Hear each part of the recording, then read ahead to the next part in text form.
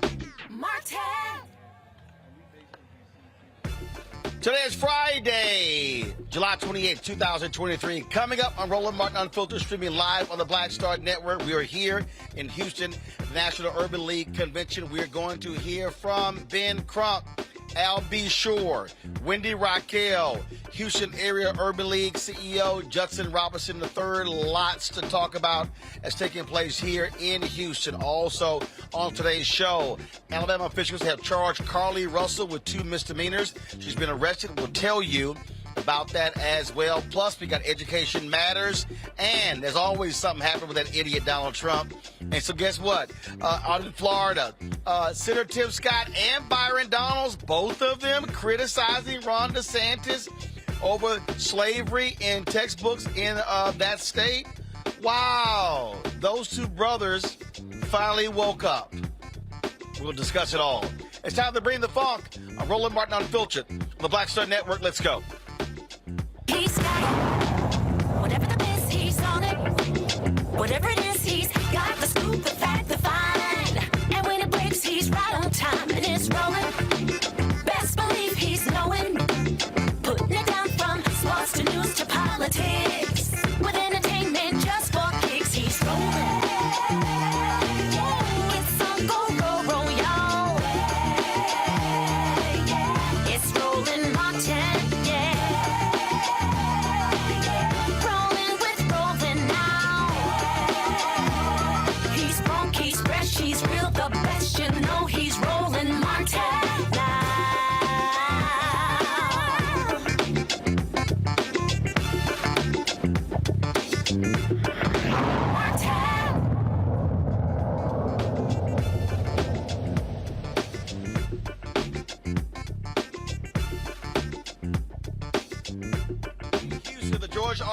Convention Center site of the National Urban League Convention.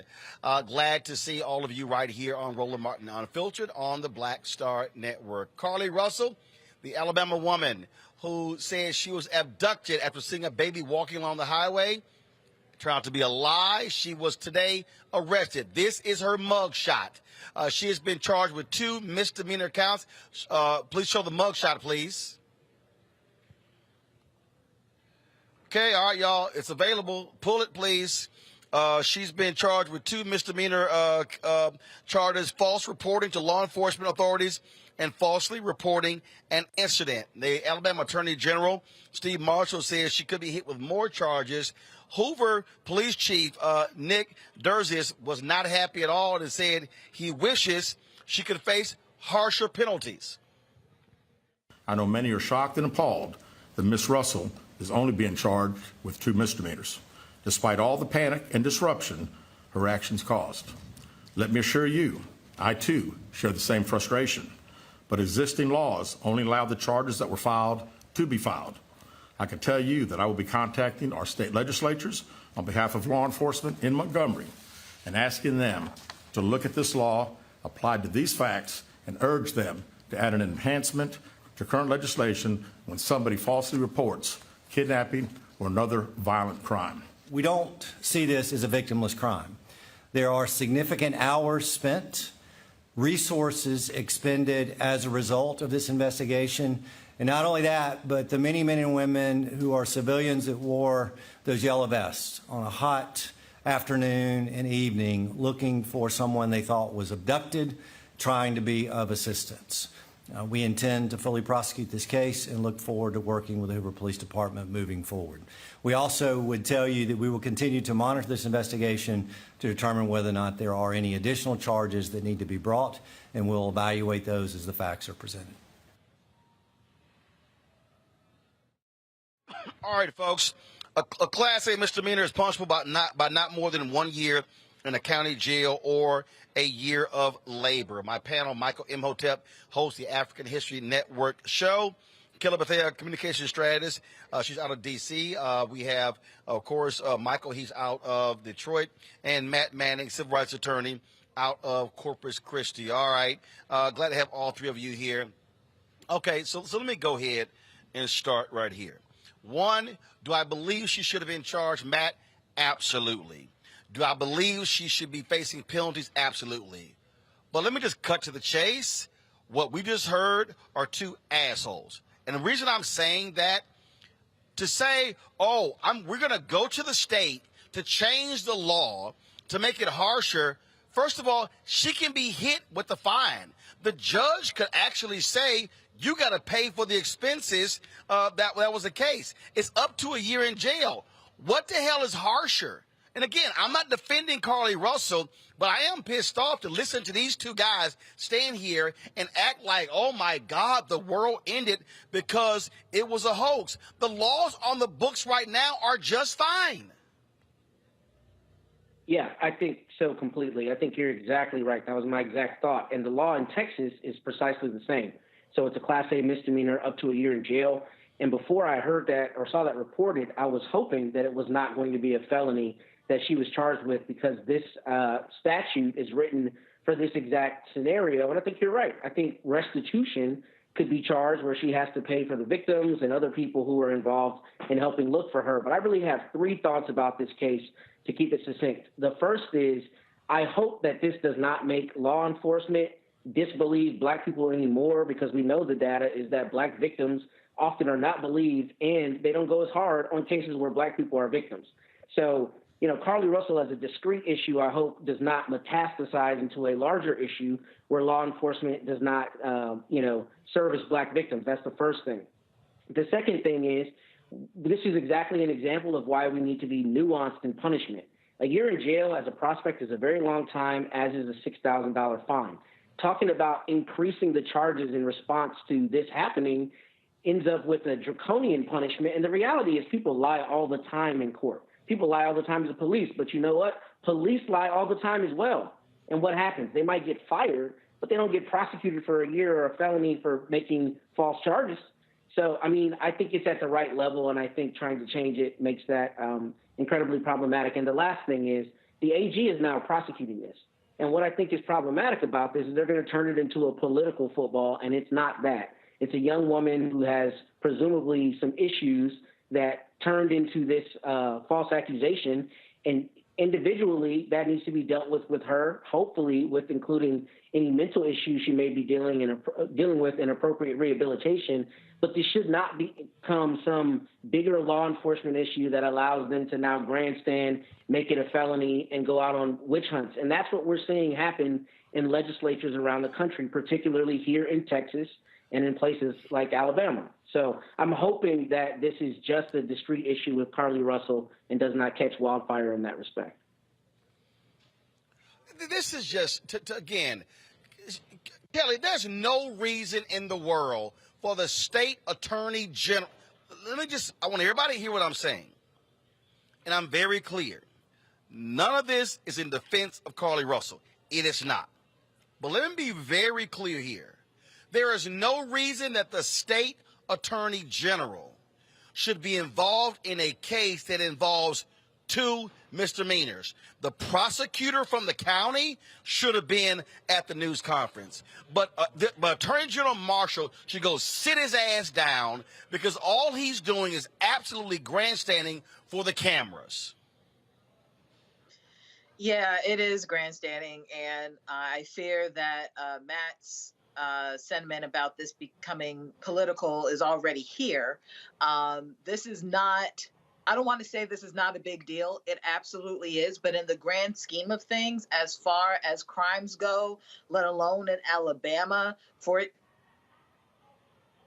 this grandstanding, people acting like this was the worst case scenario. Everybody died because this woman lied about a baby crossing the highway. Like, it's exaggerating. It is kind of insulting to the other crimes that are in Alabama, to the other DAs and attorneys who are trying real crimes in Alabama.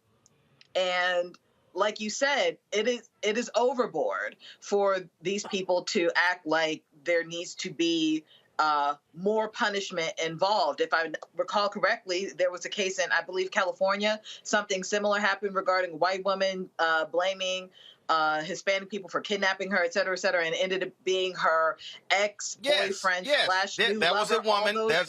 Yeah.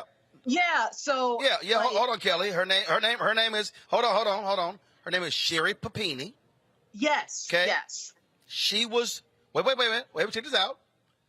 They were looking for her for 3 weeks. She was laid up with an ex-boyfriend 600 miles away. She Correct. was sentenced to 18 months in prison. Carlee Russell, missing for 2 days. So Right. if we're talking about resources expended, and again, I'm not dismissing it, 2 days, 3 weeks, Papini got 18 months in prison. Carlee Russell faces up to a year in jail. It's called proportionate. It is called proportionate, and honestly, I don't know if you talked about this on your show before I came on, but it really feels like that they're pissed off they spent all this money looking for a black woman, and they're trying to recoup. That's really what it looks like, and that's what it sounds like, and as a black woman, that's what it feels like, which to me says that nothing is going to change. This is not something that sets black women back. This is not something that sets black people back. They didn't care in the first place. They didn't give a damn in the first place. Had it not been for social media, they probably wouldn't have expended any money towards this case. And I think because the spotlight went on them and they had to act like they were grandstanding and actually acted like they had to give a damn about a black woman, I think they're pissed off at the fact that frankly, she's not dead. And that's really the conversation we need to be having. I just think that, okay, fine. Michael, I got no problem with the police chief's comments, okay? First of all, he's giving the reports. But him to say, well, we need enhancements. What the hell are the enhancements? Like, literally, there are laws already on the books. And if you run, so, okay. And again, now, if you want to say, if the chief said, you know what, I think the fine is too low.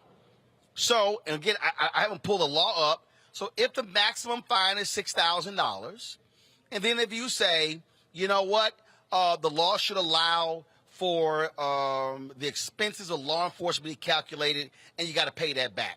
I'll be honest with you, Michael, I got no problem with that. I don't. But for the Attorney General of the whole state to be there, why are you taking the lead in the case involving 2 misdemeanors? That's a DA's job. No, he wanted some face time. That's all he wants. Yeah, it appears that they're trying to use Carlee Russell as a political backboard to score points from. And this is really overkill here. Now, I disagree with her making the false statement. She's charged with 2 misdemeanors, one false reporting to law enforcement, the second one falsely reporting an incident. I disagree with her making this up, but this is overkill, the way that they're going after her and then trying to go to the state legislature to have them pass harsher laws so they can inflict more pain and more legal recourse against her. Now, keep in mind, now, this is Alabama. This is the same Alabama where the GOP are defying the U.S. Supreme Court to create a second black majority congressional district. This is the same state. You think she committed a capital offense? Okay, he should go after those Republicans in defiance of the Supreme Court. Okay, so once again, this is Alabama, and you study the history of Alabama. Okay, but Michael, he can't go after those Republicans. I understand. Because it's him. He is the Attorney General of Alabama. I saw the story today.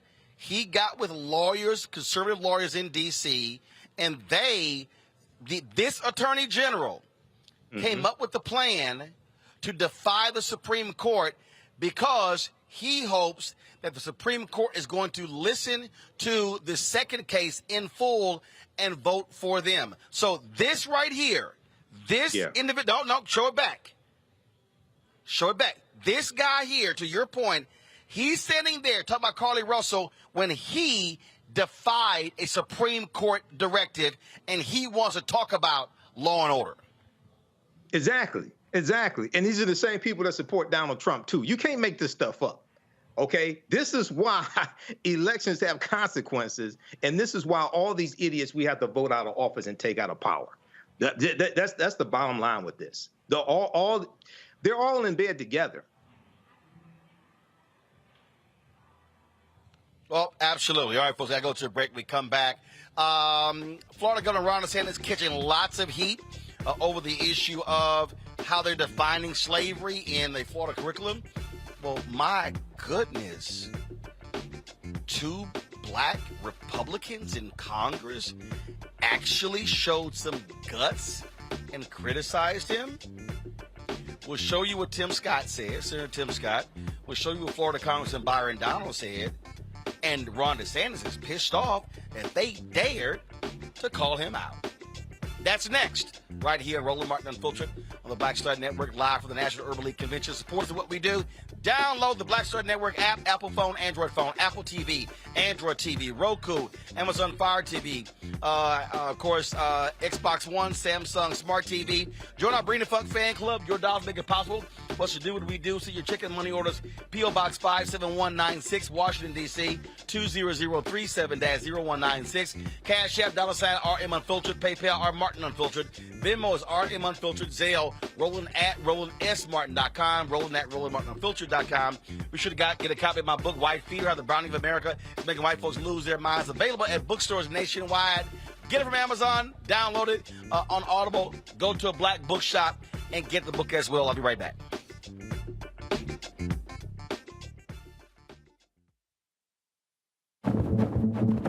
For decades, the tobacco industry has deliberately targeted black communities and kids with marketing for menthol cigarettes. It's had a devastating impact on black health. Tobacco use claims 45,000 black lives every year. It's the #1 cause of preventable death. In the 1950s, less than 10% of black smokers used menthol cigarettes. Today, it's 85%. Menthol cools and numbs the throat, making it easier for kids to start smoking. Menthol also increases addiction, making it harder for smokers to quit. Menthol cigarettes are a big reason why black Americans have a harder time quitting smoking and die at higher rates from smoking-related diseases like cancer, heart disease, and stroke. It's time to stop big tobacco from profiting off black lives. An FDA ban on menthol cigarettes will improve black health, save lives, and protect future generations from addiction. Learn more at tobaccofreekids.org/ban menthol.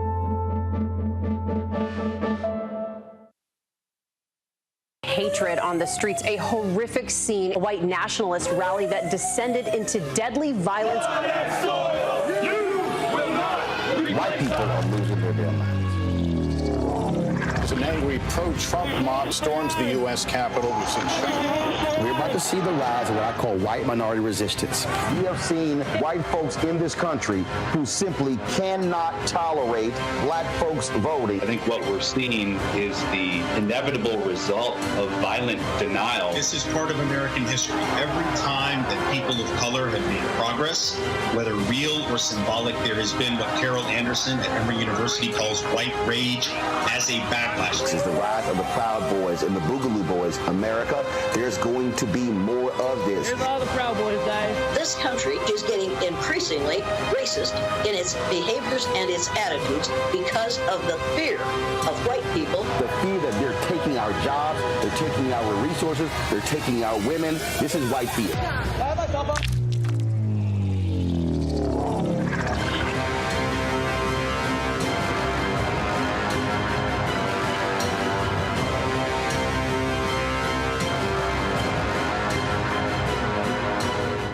Hi, everybody. I'm Kim Coles. Hey, I'm Donnie Simpson. Yo, it's your man Dion Cole from Blackish, and you watch Roland Martin Unfiltered.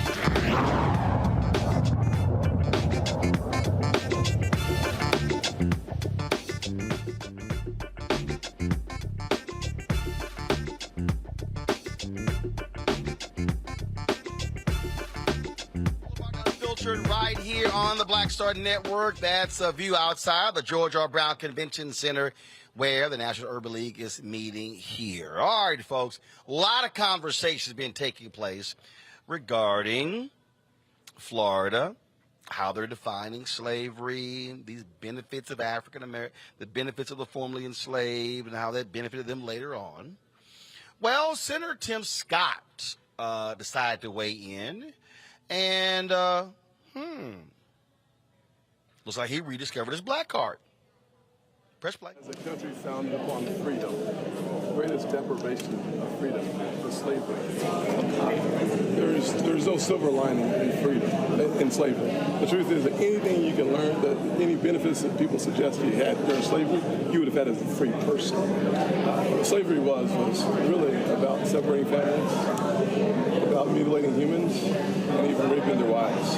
It was just devastating. So I would hope that every person in our country, and certainly running for president, would appreciate that. And listen, people have bad days. Sometimes they regret what they say, and we should ask them again to clarify their positions. As a country founded upon freedom. People have bad days. How about bad public policy? All right, Florida Congressman Byron Donalds, he also was not happy with this from DeSantis. Y'all roll it if you got it. It was just devastating. So I would hope that every person in our country. I don't want Tim Scott. I want Byron Donalds. Thank you very much. Take Tim Scott out of my ear. I want to roll Byron Donalds. He did an interview with a Florida television station where he shared his comments on this controversy, if you will. We got it?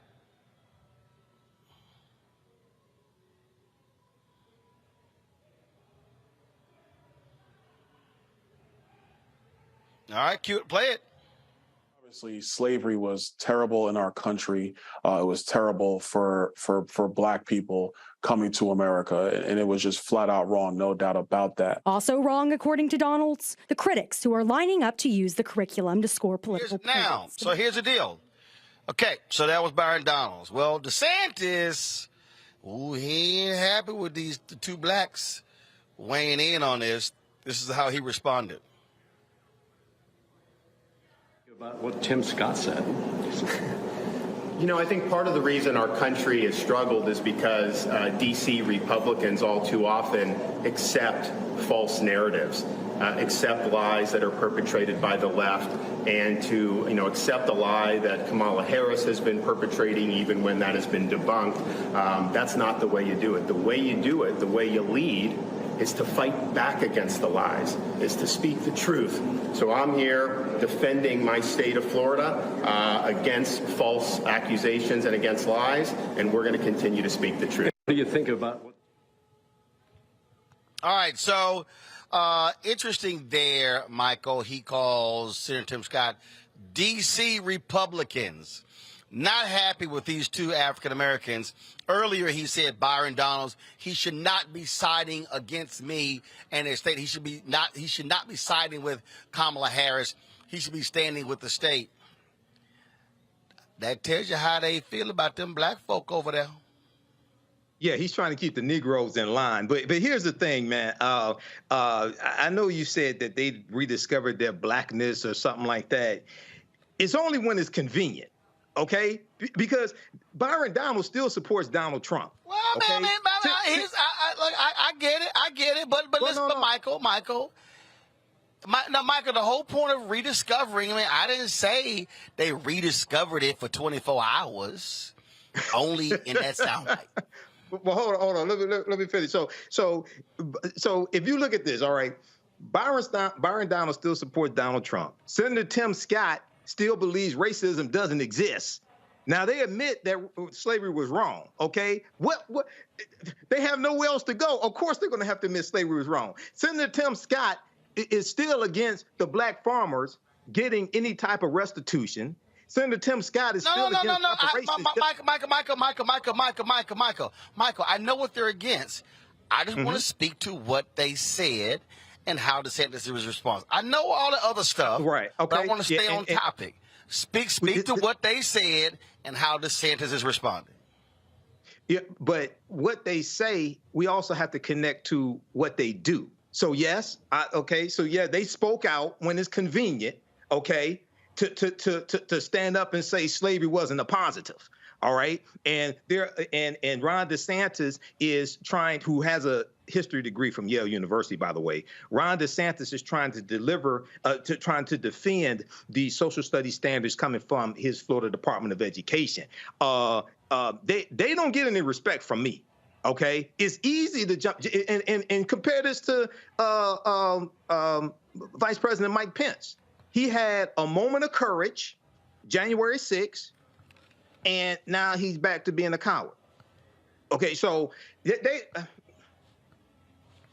now my thing is, where is your policy to fall in line with what you just said? See that it's easy to jump out there and say this when it's convenient, and the majority of America knows that is wrong to try to position slavery as somehow it benefited African Americans, even though, like I said last week, there are some instances where you had African Americans who gained skilled trades and were able to use them. Kofi, who was Paul Cuffey's father, was one of them, and his father gained his freedom. Okay, but no, they don't get any respect from me. They're still, I still have the same opinion of them. I got it. And I want to know where's your policy to fall in line with. I got it. You ain't got to repeat yourself. Kelly. Yes. Your response. Regarding just in general, or what you and Michael were talking about? Regarding Tim Scott and Byron Donalds, and then how DeSantis responded to them.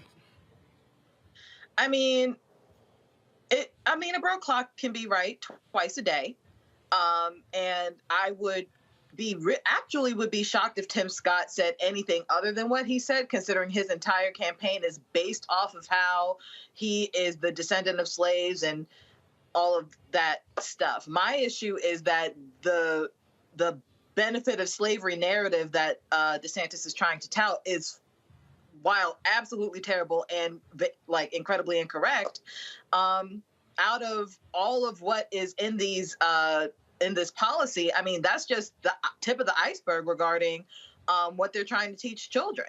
I mean, it is really rooted in replacement theory and the wokeisms that they is Black oriented, but it's rooted in racism. It is unfortunate that I feel like we need Florida to succeed from the Union, because if you want to be anti-America that badly, if you want to revise history that badly, you might as well not be American at this point, because you're not even teaching true American history. Well, I have been, it is utterly hilarious to see Ron DeSantis try to sit here and check, if you will, and be upset with these two Black members of Congress by saying, oh, D.C. Republicans. That's pretty funny, Matt. Yeah, I think it's funny, and I think it's completely dishonest. Here's the thing about Ron DeSantis. He's talking about somebody lying, but he won't call Donald Trump a liar straight up. I mean, I guess he can't do that when he's getting rid of 1/3 of his campaign staff, but this is proof positive that there's no accountability for politicians, especially when they have incendiary rhetoric and horrible legislation. There's no loss to them, right? I mean, teaching that slavery gave people benefits is just disgusting, abhorrent, right? And the idea that Tim Scott needs to get a pat on the back now because he finally got it right is disgusting when he shucks and jives the rest of the time. I mean, it's just the reality of it. So, one, I think Ron DeSantis is a coward because he won't call out his main foe, Donald Trump, the way he needs to with his full chest, number one. And number two, Black Republicans, I think these days are in a really bad space because it's not a Republican Party where you're talking about morals and values and, fiscal policy. It's a Republican Party that has weaponized litigation against whole contingents of the American people and is continuing to do that. We're not passing laws for the benefit of people. We're passing laws to ostracize people. So not only do I not give them a pat on the back, I think they're part and parcel with this horrible, evil machine that we see is passing this legislation on the Republican side and focusing on these issues the way that they are. And Ron DeSantis needs to not be a coward, because if he's talking about calling out a liar, I don't see how you don't start with liar in chief, Donald Trump. I concur. Hold tight 1 second. Coming up next, Ben Crump. He gave the keynote speech at today's luncheon. We'll hear from him right here on Roland Martin Unfiltered. Al B. Sure joins us. Wendy Raquel joins us. Also, the brother who leads Black Men Vote. We'll have all of that right here on Roland Martin Unfiltered on the Black Star Network, live from the National Urban League Convention in Houston, my hometown. We'll be right back.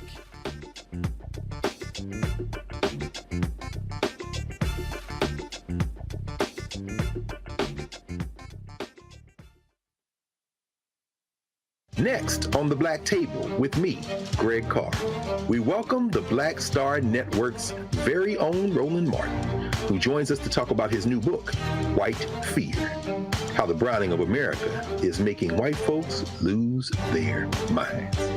The book explains so much about what we're going through in this country right now, and how, as white people head toward becoming a racial minority, it's going to get, well, let's just say, even more interesting. We are going to see more violence. We're going to see more vitriol, because as each day passes, it is a nail in that coffin. The one and only Roland Martin on the next Black Table, right here on the Black Star Network.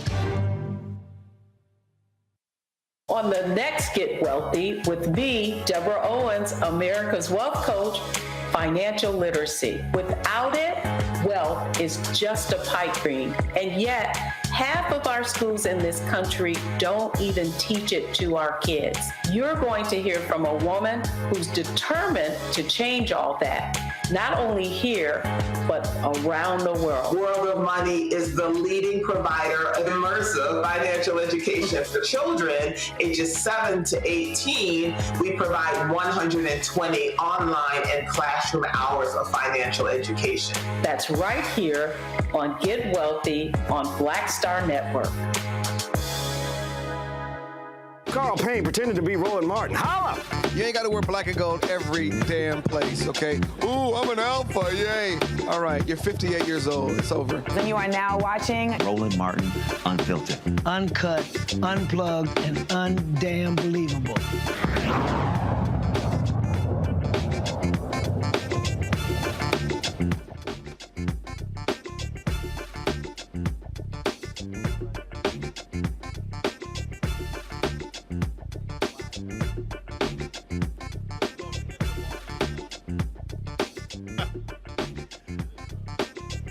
All right, folks, welcome back to Roland Martin Unfiltered here on the Black Star Network.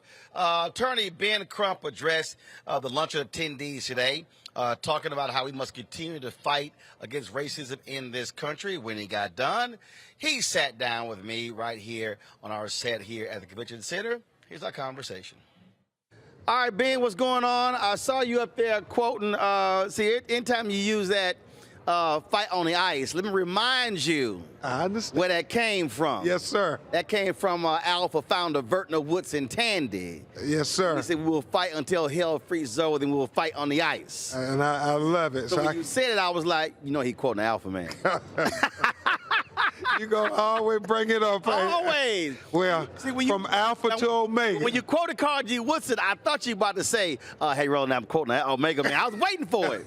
Hey, I was waiting for it. That's from Alpha to Omega. Oh, yeah. There it is. But thank you for always. But you can't go Omega to Alpha. Hey, man. Everybody needed a rough draft. Oh. But let me remind you, if it ain't no start, you can't follow. Well, don't start and there won't be nothing. That's why you dress like a cap on your red tie. This is a Ben Crump tie, so. Ben Crump verse 9 tie. Exactly. I had a collection with them first. I remember. Alpha. All right. Support black business. Yes, sir. Yes, sir. Let's talk about this here, man. You know, in your speech, you talked about what's happening in Florida. And when I dropped my book, White Fear, I kept trying to explain to everybody. I've been talking about this now since 2009. And that's what we're dealing with. What we're seeing right now is an absolute attack on black people. Yeah, it is. And Roland, you know, when you read the language of the standards and the black history curriculum in Florida, it says they will be required, that it is mandatory to teach middle school on up. But they also are now allowing PragerU their stuff, and they are a right-wing, crazy organization, and they're now allowing that in Florida. And so they're making it mandatory, Roland Martin. We have to make it mandatory to go fight for our children and say, no, we will teach you true history. Right. If they doubling down, we got to double down. You know, I'm so conflicted when it comes to when they say boycott Florida, because no, we got to go encourage the people who are there fighting on the front lines to show that they're not by themselves, so they don't become overwhelmed. I appreciate it, Vice President Kamala Harris coming to Jacksonville to tell the teachers union that was opposing DeSantis that they are not alone. So I need you, I guess this is my pitch, saying, Roland, I need you to come to Florida, come down to the Ben Crump School of Law in Miami. So here's the deal. So the Alphas, we announced this week that we're pulling our convention out of Florida. I understand that, But again, what I'm trying to get our people to understand, those are economic engines. It doesn't mean that we don't protest. It doesn't mean that we don't, in terms of what we do, but it also means that when we do come, we are thinking black. So the question is, where are we staying? Where are we eating? What are we, in terms of what dollars, if they're going into black hands, that's how we actually do that. And I think a lot of people, I use the example of King's speech on April 3rd, 1968. In that speech, everybody keep talking about the mountaintop, but that was a economic agenda. He said in the speech about us withholding our dollars from those who don't support us. And then he also talked about in that same speech how we got to move as a collective. I think part of this problem for me is that too many of us are talking and complaining about what is happening, but we're not understanding if you're not moving as a collective, you can't change it. Exactly. You got to be strategic. This is a game of chess, not checkers. And the fact that you talked about what Dr. King said in the speech, being strategic. So often, Roland, the reason I'm up here doing interview after interview, because we have to fight in the court of public opinion. There you go. Because that, in many ways, is more effective than the court of law. So when you talk about black-owned media, where we get to frame our own narratives and plead our own case and not have it sanitized by mainstream media or edited out when we say anti-black legislation, they say, no, we want you to say people of color. Well, it seems like everybody, Asians, everybody can do that, but you gotta sometimes say black and be intentional about saying black and not be afraid to say black. And that's what I love about you, Roland. You always say, no, we talking about black-owned media. Right. The B stands for black. Yeah. That's what it stands for. And people, and see, the thing is, I also think, again, as I was listening to you talk, and this is what I really try to get people to understand. If you're mad about Florida today, I then have to ask, did you vote for Gillum when he ran against DeSantis? Exactly. Because he lost by 30,000 votes. Yep. And so I'm always saying, folk, you can't get mad at the reaction because the DeSantis is doing what he said he was going to do. Yeah. The problem is when we are mad about what Trump did, what DeSantis has done, what Abbott has done. In this state right here, 75% of voters 30 and under did not vote in 2022. Yeah. 30%. There are 700,000 eligible but unregistered African Americans in Texas right now. If 25% of those young voters vote, Abbott and Patrick are not governor and lieutenant governor. So my deal is, don't come to me complaining now if you didn't use the power of the ballot to put them out. And the reality, they are the people who are going to be most affected by these policies. And I mean, the federal judiciary is going to be there for the next 25 years. They're going to be putting the same people who said my vote don't matter in prison, or they're going to be taking back their rights, getting affirmative action. But Ben, you got brothers and some sisters who are saying, oh, those judges don't mean nothing. And I keep saying, seriously, I deal with it every day. I had people say, I had brothers and sisters saying him putting Ketanji Brown Jackson on the Supreme Court, that was performative. I was like, it's 9. She's 1. I'm like, what are y'all talking about? I mean, it's asinine. And those brothers... Again, for the people who are watching, explain to them judges. Yeah. You dealing with law. Explain to them why those municipal judges, district judges, federal judges, state Supreme Court judges, why those judges matter. It matters for a myriad of reasons, but the most important is Article 3 judges are on the bench for life. Federal judges. For life. Lifetime appointment. Article 3 federal judge, that is in the Constitution. The president appoints them, the Senate must confirm them, and once they get on, for life. So that means if they gonna discriminate against you today, they get to discriminate against you for the next 40 years. Donald Trump appointed a 35-year-old white woman who was 11 years out of law school. Yes, hadn't even taken a deposition. Ruth Bader Ginsburg died at 87. That means that if that white woman serves as long as Ruth Bader Ginsburg, she will be a federal judge for 52 years. Federal judges have so much power. If the Supreme Court has not decided a matter, whatever that federal judge concludes is the law of the land until the Supreme Court acts. That's how much power they got. Right. They not only can put you in prison, but they can decide whether you get to vote in your county, whether you get to have souls to the polls on Sunday. They get to decide if the Black history is going to be taught in high school. And one federal judge can issue a ruling, and the law is unconstitutional in the whole country until it gets appealed. Exactly. The federal judge, the old saying amongst us lawyers is a federal judge sits a step below God, because that's the only people who can overturn their decisions, Supreme Court and God. Then that was a federal judge in Fort Worth. My man banned the popping of popcorn because he didn't like the smell coming through his courtroom. Oh, wow.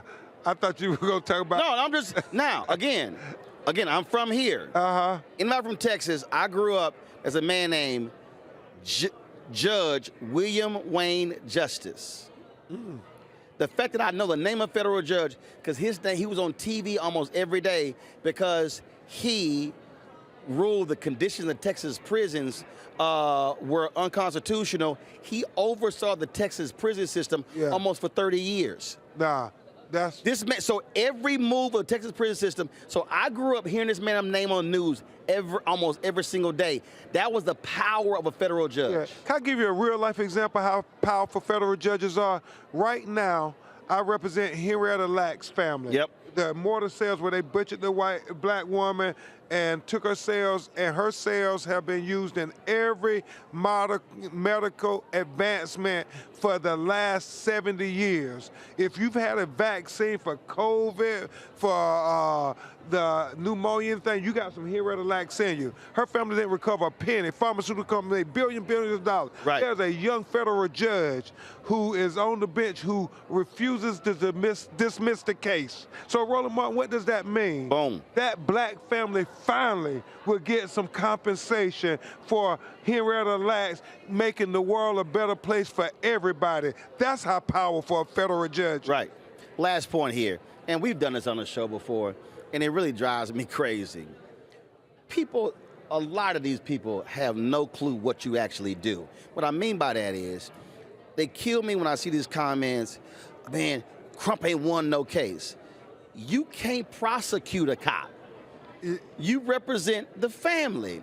And the reality is, in this system, that's the criminal justice system. That's what the DA's office is. Yeah. The reality is, the most one can do for the family representing them are civil judgments.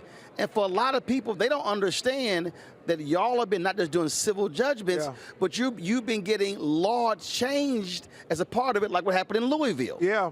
With Breonna Taylor and George Floyd, we got the chokehold ban in Minnesota and 7 other states after George Floyd. And I think about Ahmaud Arbery, the first hate crime law to be passed in the state of Georgia. I mean, it's these things that people don't want to acknowledge. I think it's willful ignorance because they just want to be bitter. But these are the same people who won't go out and vote. They won't show up to jury duty. You know, and so I don't worry about them because, and I love you, Roland, because you always try to educate them and so forth. I don't have time for it. You know, they talked about my hero, your frat brother, Thurgood Marshall, like a dog. They talked about Dr. King like a dog. You know, they talked about all our brothers and sisters making a difference, but yet they do nothing. So what we have to understand is the people who ready to go fight for our children's future, let's go do it. The ones who just want to be internet warriors, let them be internet warriors, because the real people got to go fight. Well, man, let me know when I can get invited down to the law school. I'll come down there. We'll do a show. Promise. And I give a whole lot of hell to Ron DeSantis, because y'all know I don't hold my tongue nowhere. All right. We need you, Roland. I mean, we need you, bro. Oh, yeah. Black-owned media need to be in Florida to set the record straight. Absolutely. All right, baby. Always good to see you. Love you, man. Keep up the fight. Thank you, brother. I appreciate it. You couldn't be an alpha, but it's all good. Thanks for the rough ride. All right, y'all. When we come back, we'll talk with the leader of Black Men Vote about the importance of brothers getting out and casting that ballot in every election. You're watching Roland Martin Unfiltered on the Black Star Network, live from the George R. Brown Convention Center, site of the National Urban League National Convention. We'll be right back.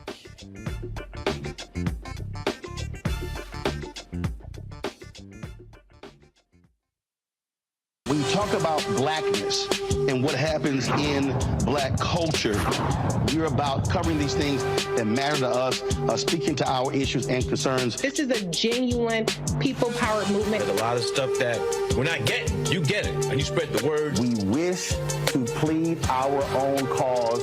Too long have others spoken for us. We cannot tell our own story if we can't pay for it. This is about covering us. Invest in black-owned media. Your dollars matter. We don't have to keep asking them to cover our stuff. So please support us in what we do, folks. We want to hit 2,000 people, $50 this month, raise $100,000. We're behind $100,000, so we want to hit that. Y'all money makes this possible. Checks and money orders go to P.O. Box 57196, Washington, D.C. 20037-0196. The Cash App is $RM Unfiltered. PayPal is R Martin Unfiltered. Venmo is RM Unfiltered. Zelle is Roland at RolandSMartin.com.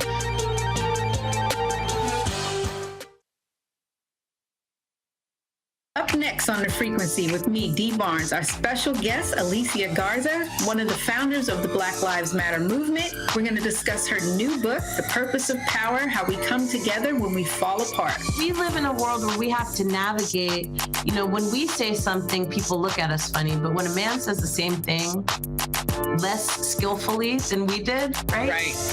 Everybody flocks towards what they said, even though it was your idea. Right here on The Frequency on the Black Star Network. Next on the Black Table with me, Greg Carr, we welcome the Black Star Network's very own Roland Martin, who joins us to talk about his new book, White Fear, How the Browning of America is Making White Folks Lose Their Minds. The book explains so much about what we're going through in this country right now, and how, as white people head toward becoming a racial minority, it's going to get, well, let's just say, even more interesting. We are going to see more violence. We're going to see more vitriol, because as each day passes, it is a nail in that coffin.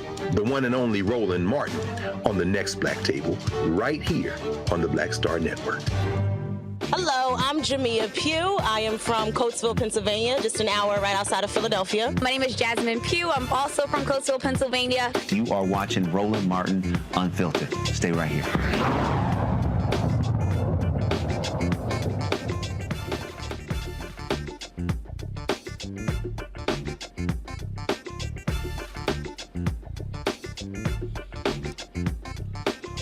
All right, folks. folks. It's a great shot of the Houston skyline. We're here at the George R. Brown Convention Center in Houston for the National Urban League National Convention.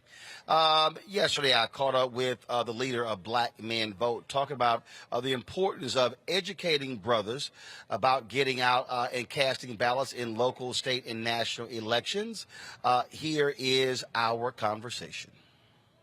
Larry, we've got obviously local elections happening this year. In Virginia, you've got all statewide races going on, but really people looking also 2024. What are y'all doing now?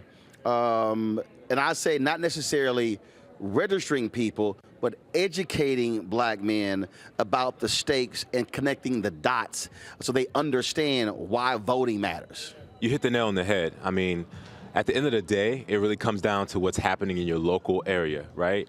Is that neighborhood area where you play basketball, right? Or you have local activities. Is that what you want it to be? If not, you've got to vote to change that. It isn't just the 2024 election. Even though that's important, there's always going to be local issues you need to take care of. Who is your mayor? Who is your police chief? All these things are connected to your vote. But I think one of the things that I often encounter, I encounter brothers who, they're listening to a whole bunch of crap out here. They're listening to people who don't quite understand when there's like, I've had brothers say, oh, well, Biden putting Judge Ketanji Brown Jackson on the Supreme Court, that's performative, and these judges don't matter. And I'm going, do you understand what federal judges do? Do you understand the power that they actually have? And so, and trying to get them to understand that who you also vote for the United States Senate will dictate who confirms those judges. And so how all of these things are linked, and so we can't act like, well, I can sit a presidential election out, I'm gonna vote in the U.S. Senate race when those two go hand in hand. Right, there's a saying, elections have consequences, right? You can't complain about it if you're not gonna take part. And in reality, we actually have the opportunity as black men to swing elections, right? We're going to start off in Pennsylvania. It is going to be registration, but we're also going to be engaging black men. We're partnering with Terrence Woodbury from Hit Strategies to do really targeted research on what black men actually believe and care about in these issues. Making the assumption that you know what black men think is not going to work anymore, especially not in this environment. Well, also, one of the things that I have been saying, I've said this to candidates on both sides, is that the black voter today is different from 30 years ago. And so the reality is there now has to be micro-targeting when it comes to black voters. And so you have to make different appeals to black men, to black women, to black business owners, to folks who are single, to those who are married. And I think historically people have just simply offered this sort of one-stop shop, or just like, hey, just one message. Well, no, that's totally changed. Yeah, that's absolutely what we're looking at, right? I mean, a black man who lives in Chicago, owns a home, has a similar but different experience to an African-American guy who's in college in Texas and has never worked a full-time job, right? And I think that making that difference and drilling down to the details, sharpening your messaging, that's what, frankly, both parties need to do. Get more real about the realities of black men, and just stop making assumptions and stop making generalizations, right? I think that at this point, African-American men need to recognize their power, and we need to take that power back. What would you say are your 4 or 5 target states for 2024? Pennsylvania, Michigan, Wisconsin, and I'd say in the South, North Carolina, Georgia. And I'm not going to say this is an exhaustive list, but these are the states that we know black men can make an impact. And we're doing research to make sure that we actually even drill that down even further. Last question for you, and that is resources matter as well. One of the things that I've said to African Americans is not to give to campaigns. I said to give to third-party groups because they're going to deploy those assets on the ground, as opposed to it going to campaigns where you largely have white media strategists who will put the money all into television. And so, how are you looking at, what's your target in terms of fundraising target to be able to do the work next year? Look, there is a saying, by any means necessary, right? So I think we should look at the whole table, see where we can be most effective. And I think the other piece of this is that we shouldn't limit ourselves, right? We have partnerships across the space, right? I mean, NFL Players Association, for example, folks wouldn't have thought of that as a likely partner, but they're an excellent partner for voter registration, right? There's other places that we can go as black men that we haven't considered before. I think they should listen to you because you have experience in seeing what's effective and what's not, but I don't want us to limit ourselves. That's the only thing that I have to say. Well, but one of the things that I've been saying to Black African-American groups, though, we got to put a number out there. Because what happened, look, I told the grassroots folks, we were in Atlanta, the National Coalition on Black Civic Participation, I said all the grassroots, the number should be 500 million. That's not for black people. That's just for grassroots on the ground. I said, and so obviously you got black-owned media, you got other facets as well. We've got to make it perfectly clear that if black women are the #1 voting group among Democrats and black men are #2 among Democrats, then money needs to follow. And what we should be doing now, as opposed to waiting until 2024 for July, August, September, is saying, here's the number today. What's your plan? Absolutely. I mean, strategically, we've launched Strength in Numbers. Our campaign is to register 1 million black men, okay? And so that ain't cheap. So folks that want to work with us, foundations, corporations, folks who believe in the agency of black men, step up to the plate, put your money where your mouth is, and let's build a movement together. That's exactly how we're thinking about this. So if somebody wants to give or support, where do they go? You can go to blackmenvote.org. If you want to follow us, go to Black Men Vote Official on Instagram. Okay. All right. I appreciate it. Thanks a lot. Thank you. Thank you so much.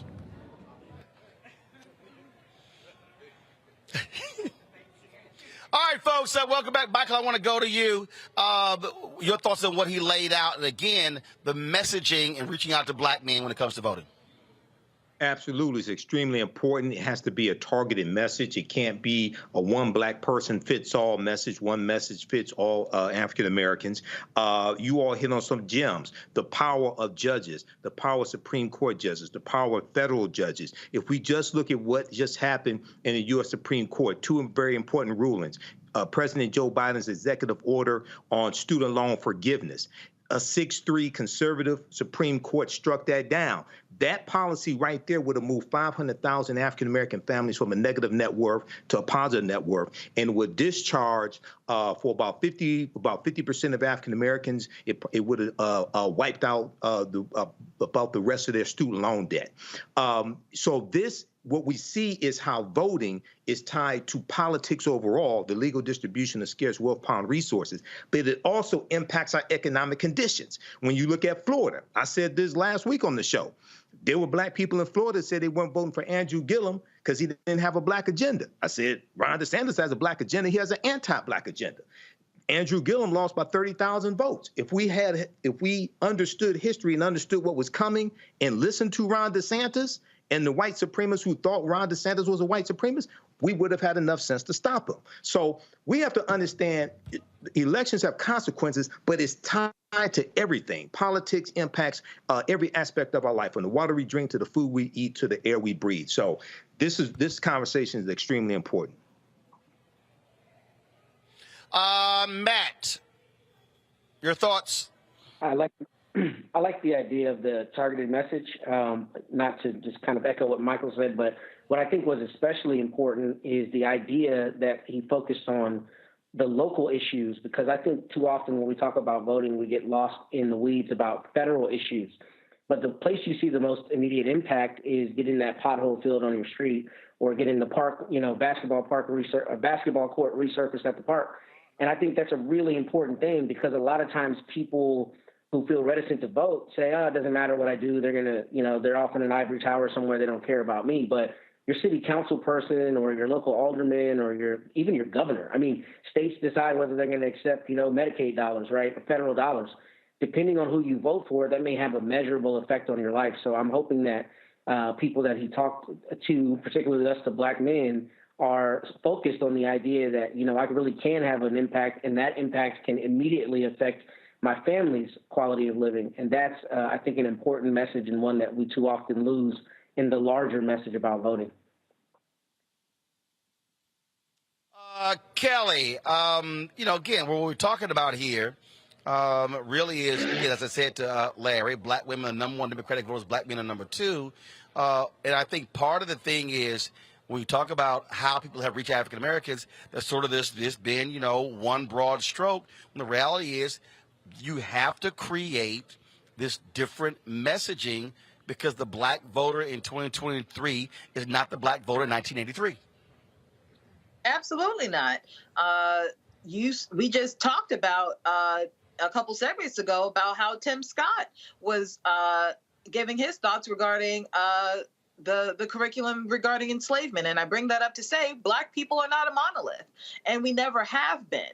And we need messaging that is so tailored, not just by state, but by region, by county even, because our experiences are so unique within each jurisdiction. For every jurisdiction, whatever category is out there that affects voting, I guarantee you Black people have a very unique experience within that category that needs to be addressed. So when it comes to outreach, even though it is difficult, even though it is expensive, it must be done if we want to get anywhere as a unit. Because just because we have different methods of reaching out to Black people does not mean that Black people cannot come together and move accordingly. So when we come up with comm strategies, when we look at initiatives such as this, we definitely need to keep that in mind.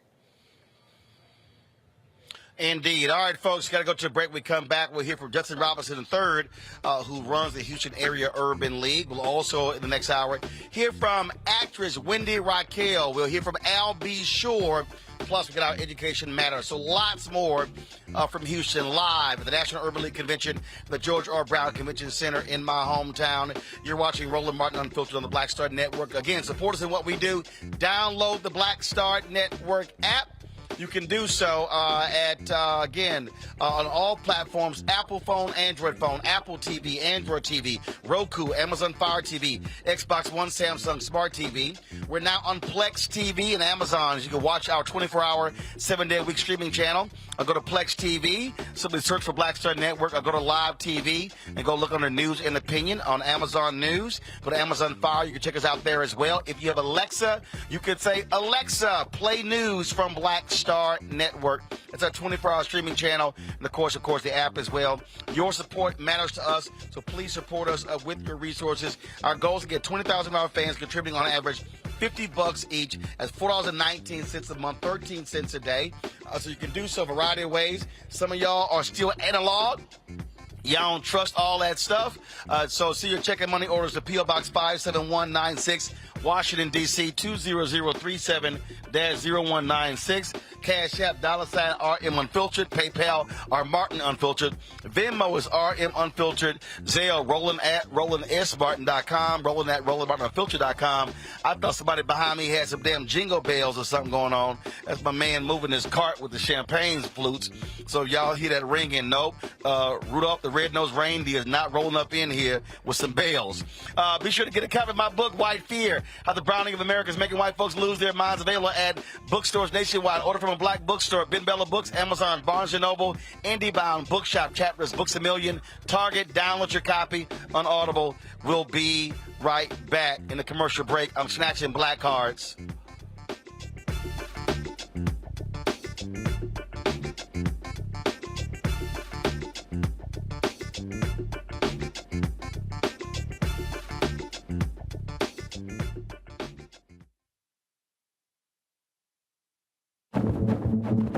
For decades, the tobacco industry has deliberately targeted Black communities and kids with marketing for menthol cigarettes. It's had a devastating impact on Black health. Tobacco use claims 45,000 Black lives every year. It's the #1 cause of preventable death. In the 1950s, less than 10% of Black smokers used menthol cigarettes. Today, it's 85%. Menthol cools and numbs the throat, making it easier for kids to start smoking. Menthol also increases addiction, making it harder for smokers to quit. Menthol cigarettes are a big reason why Black Americans have a harder time quitting smoking and die at higher rates from smoking-related diseases like cancer, heart disease, and stroke. It's time to stop Big Tobacco from profiting off Black lives. An FDA ban on menthol cigarettes will improve Black health, save lives, and protect future generations from addiction. Learn more at tobaccofreekids.org/ban menthol.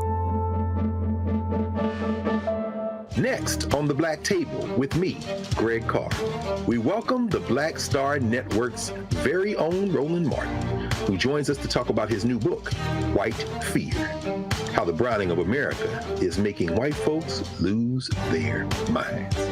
The book explains so much about what we're going through in this country right now, and how, as white people head toward becoming a racial minority, it's going to get, well, let's just say, even more interesting. We are going to see more violence.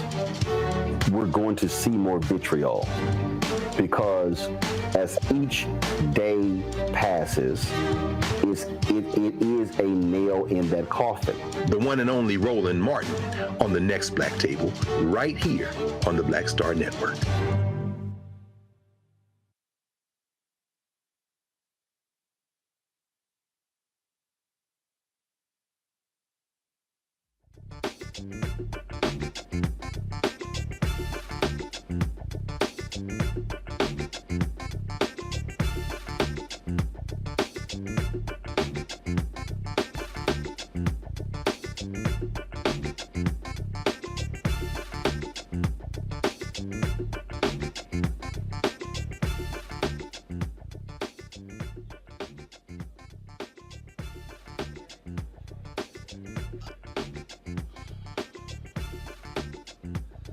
All right, folks, welcome back. Roland Martin Unfiltered here on the Black Star Network. Judson Robinson is a major name in this city. Judson Robinson was the first African-American city councilman in Houston. His son later served on the city council. He is now CEO of the Houston Area Urban League.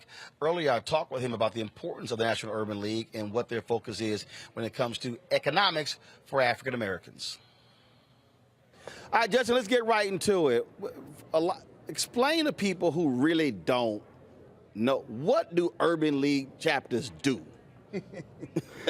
Great question. We try to solve a lot of the problems of the world, though, especially for black people, trying to make sure that they're not missing a beat when it comes to education, workforce training, housing, entrepreneurship, trying to build generational wealth through self-sustainability, but making sure that the gaps are filled. If they didn't know that you could buy a home and how that process works, if you didn't know that there are programs that are free that help you to get a job, if you didn't know these things, the Urban League is a good place just to knock on the door. Mm-hmm. Not all Urban Leagues do all things, but they are at least a director to what other agencies might be in your community to help you get it done. So when you look at your various civil rights groups, obviously NAACP has largely been focused on grassroots social activism, protest, various things. And again, depending upon the branch and where you are. Sure. Then you've had, of course, NAACP, LDF, legal piece. Right. Urban League was always essentially the economic economic arm of the civil rights movement. Right. And I think that's a traditional good thing. But what we are learning is that the NAACP needs help. Other organizations who are in this social justice fight, they need more help, more assistance. So we're going to try to not only be out there on the front lines with the protest and speaking before city councils and that type of thing, but also doing the intellectual work, making sure the white papers are there to support the arguments that we are trying to make. So we've started a Center for Social Justice and Education in Houston, heavy on the education, to make sure that people know what happens at City Hall, what happens in Commissioner's Court, what happens at state level. Why do we have these bills such as SB 1 that are moving the markers back when we've had all this progress over the last 60 years? On a national level, we're still holding so many companies accountable for commitments they made in the wake of George Floyd's death. How are you doing that for these Houston-based companies, folks who wanted credit with press releases, things along those lines, but to actually say, no, where's the money? What are you doing? How are you improving communities? And how are you investing in them? And not just making philanthropic grants, but making real investment that's sustainable over a period of years? That's a great question. And I think that's the focus of civil rights and other community-based organizations over the next 50 years. I think we have to move beyond, here's a grant, help somebody get a job, but instead, what's the deeper dive? How do we ensure that we're not just helping someone get a job, but when they're ready to plan for the rest of their life, and they want to be in a C-suite somewhere, or they want to own a corporation, or they want to really, expand blue sky, that we have a plan for that as well. So it can't be Corporation A, here's the grant, go help somebody get a job. Let's talk deeper dive. How do we really close the equality and the equity gaps? Because we've been doing this other stuff for a long time, and it's making a degree of progress. I'm not knocking that, and I appreciate my sponsors' help. But if they're really serious, if we're really genuine about making sure that we're moving forward, it's a different deal. One of the things we were talking about earlier, and this is something I have focused on a lot on my show, even in my speeches, is getting black business owners to understand scale. Because the reality is, it's great for us to say, oh, we have these new black businesses. But if they're small and they only got one employee, we're not seeing the kind of growth that we actually need in our communities. Correct. And I think that there's been a focus on getting businesses started. I don't think we had as great a focus on getting people to scale. How do we think bigger? How do we talk about employing people so that we're creating more economic wealth throughout the entire community? How do we look at, acquiring businesses versus just selling them, yeah? So there are entities out there, and again, this goes back to those partners, where we're talking with those partners about what do we need you to fund? We need you to fund the opportunity to buy 5 businesses so I can expand my franchises and therefore grow. Last question for you. I'm a firm believer in this is where we are today, this is where we're going to be 5 years from now. And so for you, where do you want the Houston Urban League to be 5 years from now? But where do you want national to also be 5 years from now? One of the things we've talked about a lot in this conference is strategic planning. The Houston Urban League just finished one less than a year ago, and we're about to embark upon another because the world is moving so quickly. We're having those discussions also with the National Urban League about making sure, and I think Mark's done a good job of always having pillars that we're basing our work on. But again, I think even the National Urban League is looking at being a lot more intentional with our partners, a lot more strategic, and a lot more of the newer ways of thinking about how we grow. It's important. All right. Judson, always good to see you. Appreciate you. I appreciate it. Thanks a lot. Appreciate you back. Keep doing the good work that you do. Yes, sir. Keep us on the point. Always. All right. It is about the money, Kelly, and the reality is we do have to have organizations that are locked and loaded on that. And I really think, I had Mark Morial on the show a few months ago. I really believe whether it's Morial, we had Freddie Haynes on Rainbow Push, because the NAACP used to do a scorecard where they would literally do scorecards on industries and give an A, B, C, D, F. That needs to be brought back because I think, and again, whether the Urban League does it, whether Rainbow Push, I don't care.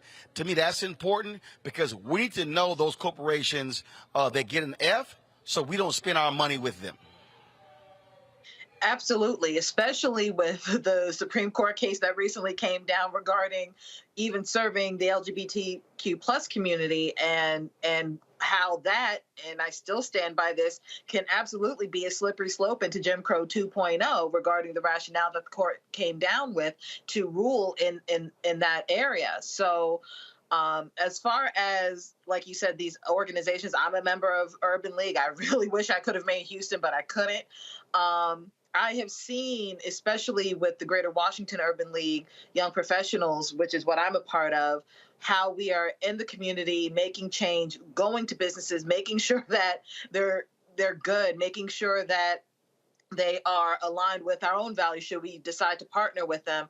It is absolutely essential in order to progress in the way that we need to, because everybody can't sit with us. Everybody can't make it to the mountaintop in that regard. We need people, we need businesses that can actually support us, be there for us, be there with us in this fight. And if you're not, chances are you're not doing something right within your own business. You know what? The thing here, Matt, we talk about the money. We discussed it yesterday with Dr. Greg Carr and others, and I'm telling you, that has to be the focus. When you look at so many of the issues we talk about, it comes down to the money. I'm not saying it's the most important thing, but this is a capitalistic society, and you get folks' attention by holding your money, and you get your attention. You get their attention by demanding the money.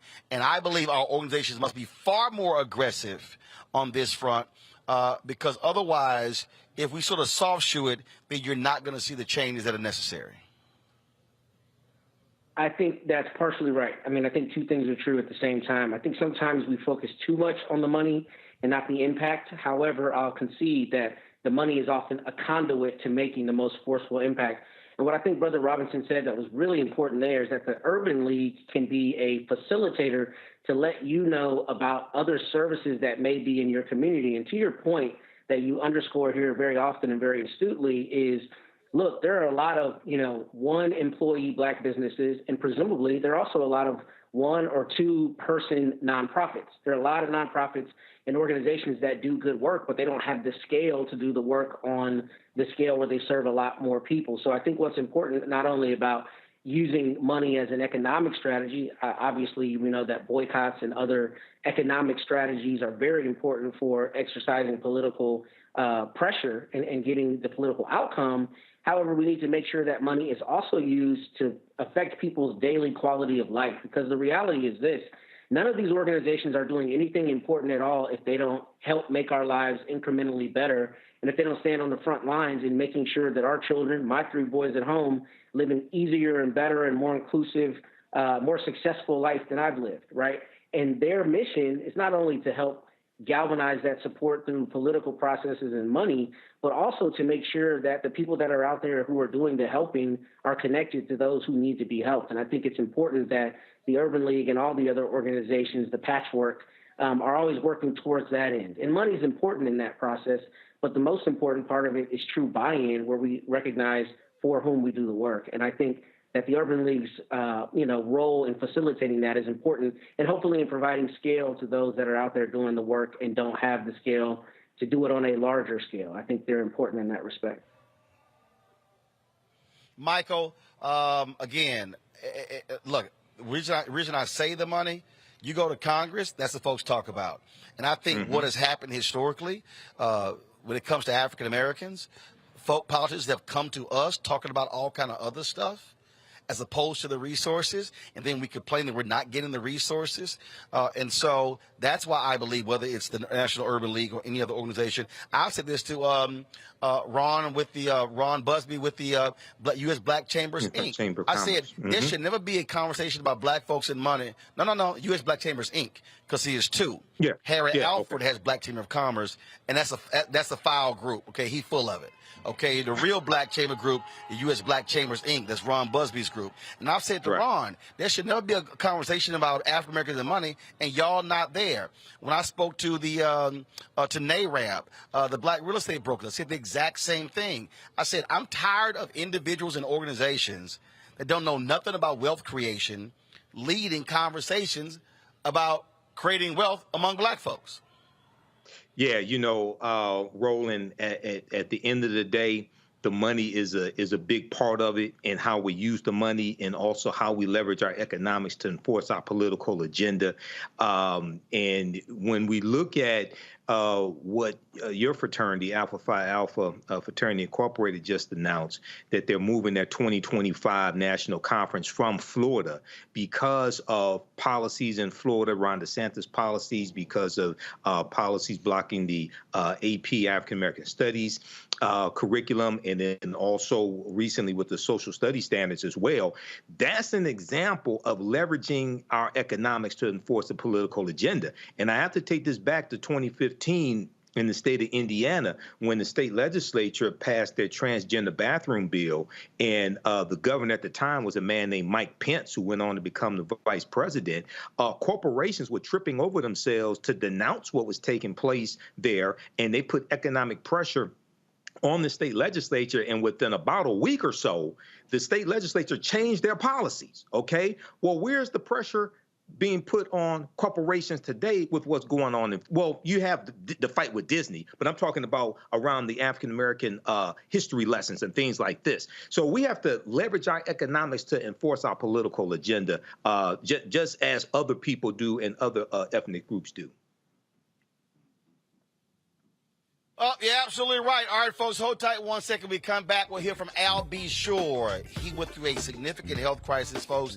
They were going to send him to a hospice. He's going to talk about why African Americans must always be advocates for our health. Also, Wendy Raquel was here with us as well. Wendy Raquel Robinson, she, of course, started many different shows, and so we're going to hear from her, plus our Education Matters segment as well. Lots more, folks, right here on Roland Martin Unfiltered on the Black Star Network, live from the National Urban League Convention in Houston, Texas. Also today, a group of Black mayors They also spoke today. The mayor of Chicago, Houston, New York City, Los Angeles. They were all on the panel. It was a great conversation. We're going to show you some of that as well. It's moderated by Mark Morial, former mayor of New Orleans. Told y'all, there's a lot we're covering, and we got it all here on the Black Star Network. And let me be perfectly clear, all these other people running around here claiming new black media, where they at? Nowhere to be found. I told y'all, when y'all trying to figure out who to trust those who show up where black people are. And that's the Black Star Network. I'll be back.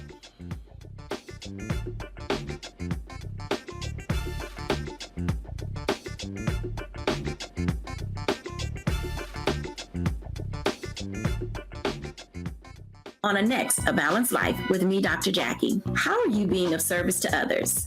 Doing for someone beside yourself is such a big part of living a balanced life. We'll talk about what that means, the generation that missed that message, and the price that we're all paying as a result. Now all I see is mama getting up in the morning, going to work, maybe dropping me off at school, then coming back home at night. And then I really didn't have any type of time with the person that really was there to nurture me and prepare me and to show me what a life looked like and what service looked like. That's all on a next, A Balanced Life with me, Dr. Jackie, here at Black Star Network.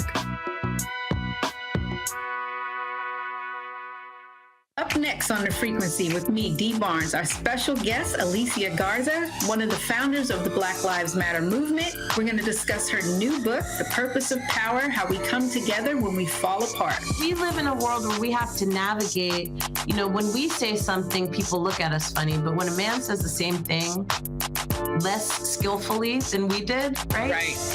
Everybody flocks towards what they said, even though it was your idea. Right here on The Frequency on the Black Star Network.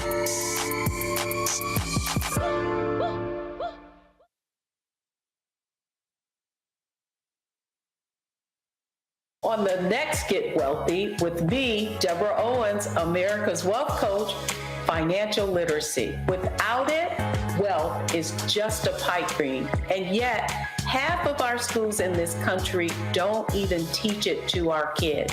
You're going to hear from a woman who's determined to change all that, not only here, but around the world. World of Money is the leading provider of immersive financial education for children ages 7 to 18. We provide 120 online and classroom hours of financial education. That's right here on Get Wealthy on Black Star Network. Hi, my name is Freddie Ricks. I'm from Houston, Texas. My name is Sharon Williams. I'm from Dallas, Texas. Right now, I'm rolling with Roland Martin, unfiltered, uncut, unplugged, and undamn believable. You hear me?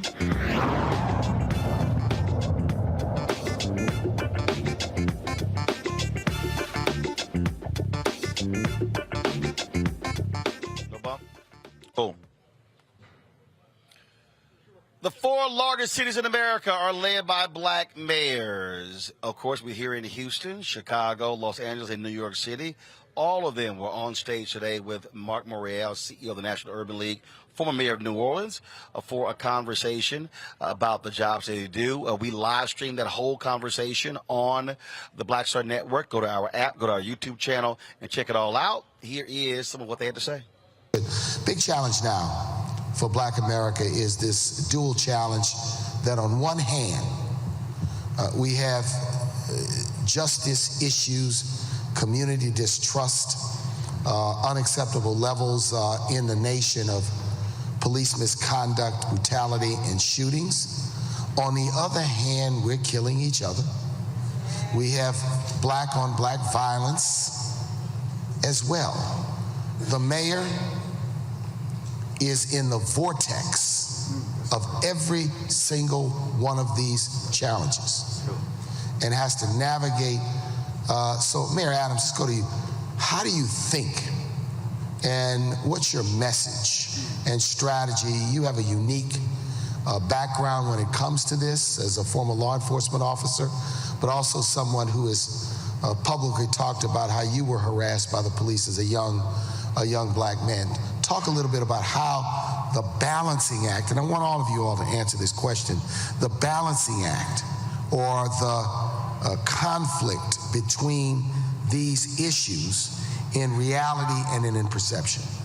First of all, take the H away from harass, and I got my ass kicked by police. So let's be clear on that. You know, I was arrested, I was beat, went into the police department, started an organization called 100 Blacks in Law Enforcement Who Care, fought for civil rights issues within the police department, testified in federal court about the overuse and abuse of stop and frisk. The federal judge mentioned my name in the report when she ruled against the police department. The legacy of my fight against law enforcement is clear.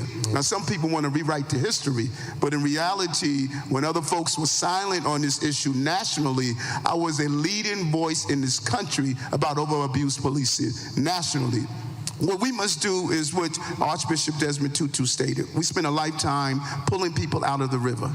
No one goes upstream and prevent them from falling in the first place. Policing, by the time a child has a gun, we're already lost. The question is what happened to cause that from taking place? When I sit down with gang members and I ask them, how many of you dealing with learning disabilities, it's astonishing. 30 to 40% of the people who are in jail right now are dyslexic. I was on a path of doing the same things. If we don't go upstream, while we deal with the crime downstream, let's be clear, we can't be just upstream, because Bebe is creating some havoc right now in our streets. So we have to identify the extreme recidivists, give them the assistance they need, but we have to stop the pushing people in the river. That is what we're doing. I believe that in our communities, we've worked for years and know the strategies to intervene and prevent crime. There's always the rap that black folks are upset if it's a law enforcement involved death, but say nothing when it's black on black, which I reject that notion. That is not true. But unfortunately, the grassroots work that happens in all of our communities is never lifted up, and we need to invest more in that. When we went through the time period of mass incarceration, which is not like it's over, but it's a little bit different now, you know, laws were passed to lock us up for everything under the sun, including what I believe were health, social, and economic issues that should not have required incarceration. Then laws were passed by politicians who wanted to be reelected and wanted to have their mailer that said, I did this to be tough on crime. Then a lot of laws were passed to continue punishing people when they left prison. So you are incarcerated while you're in, and then you continue to be punished when you're out. So leadership, there is no substitute for leadership. Now, when there's a police shooting, mayors have to deal with that. When there's a shooting on one another, mayors have to deal with that. We are on both sides of the equation. And cities have to deal with everything, Mayor Adams, that flows down. So when the state of Texas passed policies that say anybody can have a gun, no permits, no licensing, and guns are everywhere, all of that flows down to cities. And we are the ones, as mayors, that have to deal with those crazy, idiotic policies. If you are making the market attractive for guns and making guns available and accessible, what do you think people are going to do with them when they get them? But it's up to us to deal with it. So what we did is that it does require a holistic strategy, because as a society, we have called on the police, law enforcement, and I think, Mayor Johnson, you may mention of this, we call on police to do everything, and they cannot do everything. It's going to require all of us that in order to have better, stronger, safer cities, we have to invest in people. You know, you already know, I know we only have a few more moments here, but my father raised me with the understanding that your heart and treasure have to be aligned. That when you really love people, you invest in them. And, you know, Reverend Al Sharpton, since he brought up the governor of Alabama, and I'm a social studies teacher, I will not be outdone. All right, so If you remember when the Great Society was being pushed, and President Johnson understood through all of our collective work that we have to get at the root causes, that we have to provide support on the front lines, of course, but we have to deal with poverty. And the governor of Alabama, Wallace, said that, President Johnson believes that because someone at 10 years old has committed a crime, that it means they didn't have enough watermelon to eat. I mean, that's what he said. And so when we talk about the press corps, it's not like white supremacy was birthed, during Trump's reign, right? So there's always been this battle or fight against liberation, particularly for black folks, because the power structure understand what works because they want it for their communities, right? And so as we push for this great society, I believe unemployment amongst white men was 30%. Our country called it a national crisis. They said it was too dangerous for America to have that many white men unemployed. And when you come through our cities and you see the struggles and challenges that our people are experiencing, we have stuff to dig, things to build, and lives to save. White men got shovels before there were things to dig. They came with every single government program. No one called it entitlement. No one talked about bootstraps or strings or pulling yourself up. And so having a layered approach where we're moving on something called treatment, not trauma. 40% of the 911 calls that come through are mental health crises. You have police officers that are being called to people's homes because their 6-year-old doesn't want to go to preschool and they lock themselves in the room. We're asking too much from law enforcement.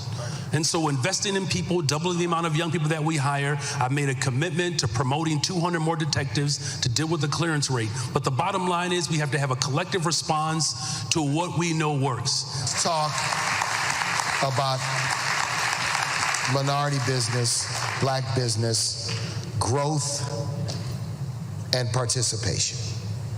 So let me set the question up. The Biden administration has made these extraordinary commitments Congress has passed to infrastructure.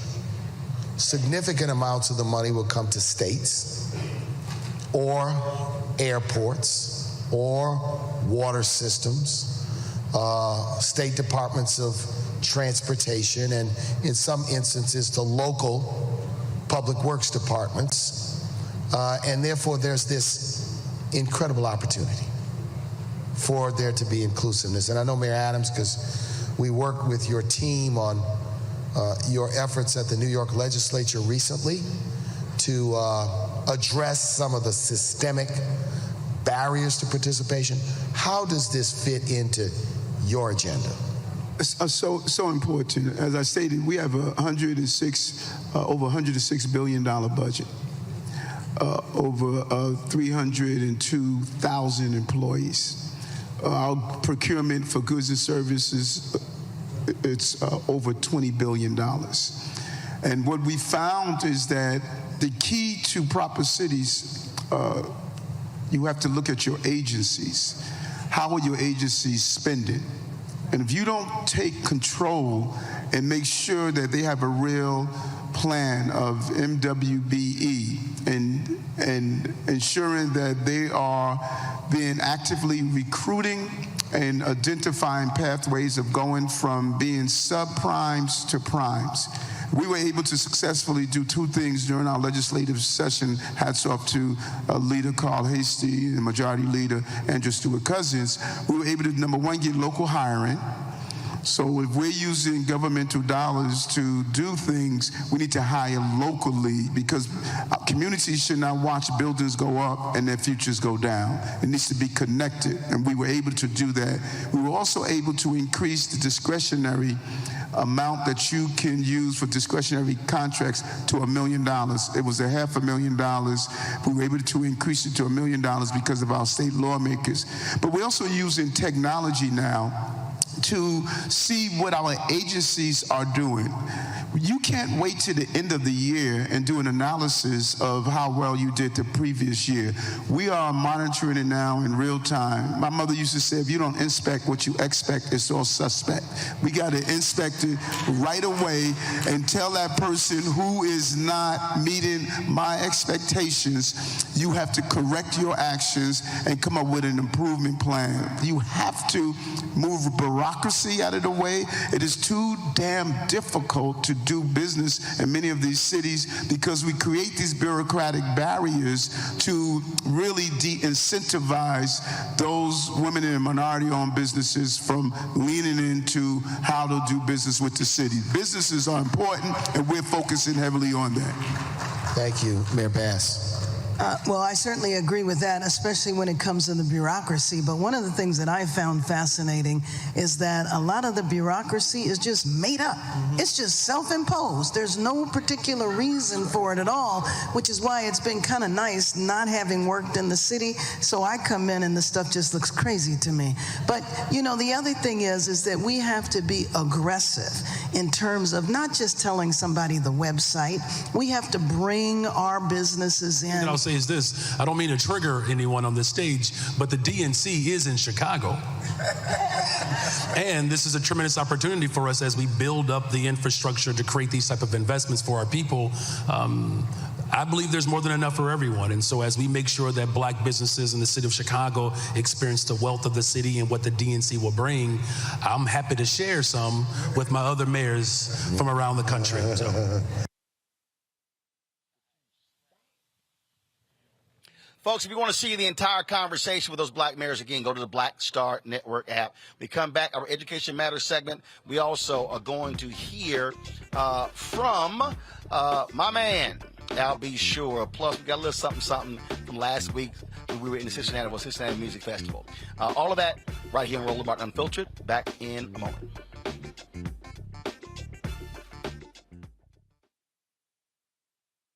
When you talk about blackness and what happens in black culture, we're about covering these things that matter to us, speaking to our issues and concerns. This is a genuine people-powered movement. There's a lot of stuff that we're not getting. You get it, and you spread the word. We wish to plead our own cause. Too long have others spoken for us. We cannot tell our own story if we can't pay for it. This is about covering us. Invest in black-owned media. Your dollars matter. We don't have to keep asking them to cover our stuff. So please support us in what we do, folks.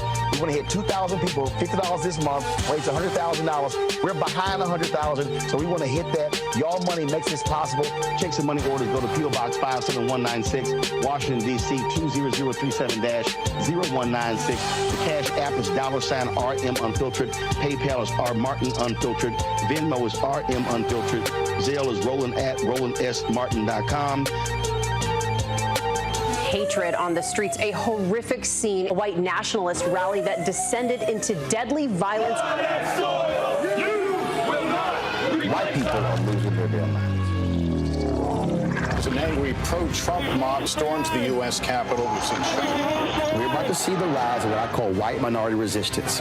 We have seen white folks in this country who simply cannot tolerate black folks voting. I think what we're seeing is the inevitable result of violent denial. This is part of American history. Every time that people of color have made progress, whether real or symbolic, there has been what Carol Anderson at Emory University calls white rage as a backlash. This is the rise of the Proud Boys and the Boogaloo Boys. America, there's going to be more of this. Here's all the Proud Boys, guys. This country is getting increasingly racist in its behaviors and its attitudes because of the fear of white people. The fear that they're taking our jobs, they're taking our resources, they're taking our women. This is white fear.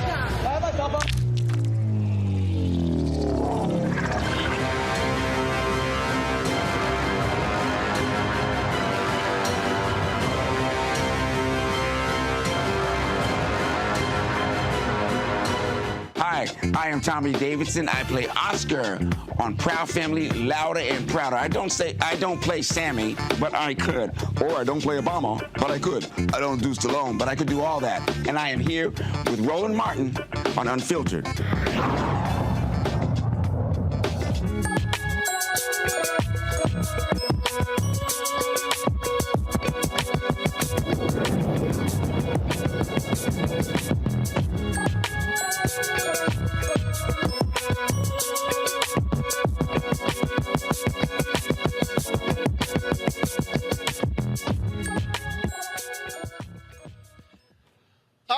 folks. Welcome back to Roland Martin Unfiltered on the Black Star Network. Yes, we are here in New Orleans at the National Urban League Convention. 70%, folks, of kids in foster care dream of going to college.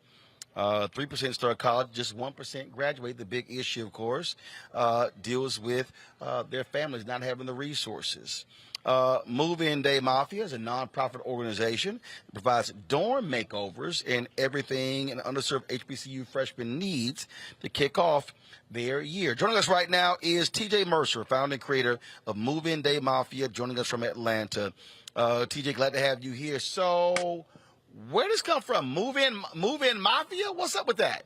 Move-In. Well, first of all, I am so excited. You just upped my credibility with my dad. I worked in television for 25 years, and this is probably his most proudest moments. So let me just say, let me get that out the way and have my fan moment. What's your dad's name? What's your dad's name? Reverend Marvin Mercer Sr. The Reverend Marvin Mercer Sr.? Yes. All right. Well, Reverend Mercer, your daughter is on the show. Glad you enjoy the show, and we're glad to provide the platform. So go right ahead. So Move-In Day Mafia actually, Mr. Martin, was born because when the pandemic first broke out, I had moved to Atlanta and I was lonely. So I created this virtual bingo game. Then as we watched, graduations get canceled, I was like, God, being a graduate of the Howard University, I stand and rock hard for HBCUs just like you. And I wanted to do something, to encourage the grads. So we created HBCU Bingo. And in a short amount of time, in less than 4 weeks, we raised over $1.5 million in cash and prizes, and we gave it away to the 2020 grads, about 500 of them, in a series of bingo games that I produced just like my TV shows. Well, that caught national media, and they interviewed myself and another one of my grads, and I learned in that interview that when she was a student, she had aged out of foster care, her social worker drove her to college, pulled up to the curb, let her unload what little stuff she had, and then just left her. And that did something to me because up until that point, I had never thought about this demographic of kids. That was not my move-in day. And so once again, I prayed, asked God for him to show me what I can do in this situation. And then Move-In Day Mafia was born. Wow, that's pretty awesome there. How many folks have you actually helped? So this is only our second year. First year, last year, we moved in 13 freshmen at Paul Quinn College in Dallas. We're tripling our efforts this year and moving in 39 across Fisk University, Prairie View in near Houston, Texas, and going back to Paul Quinn for another 13. So a total of 39 scholars.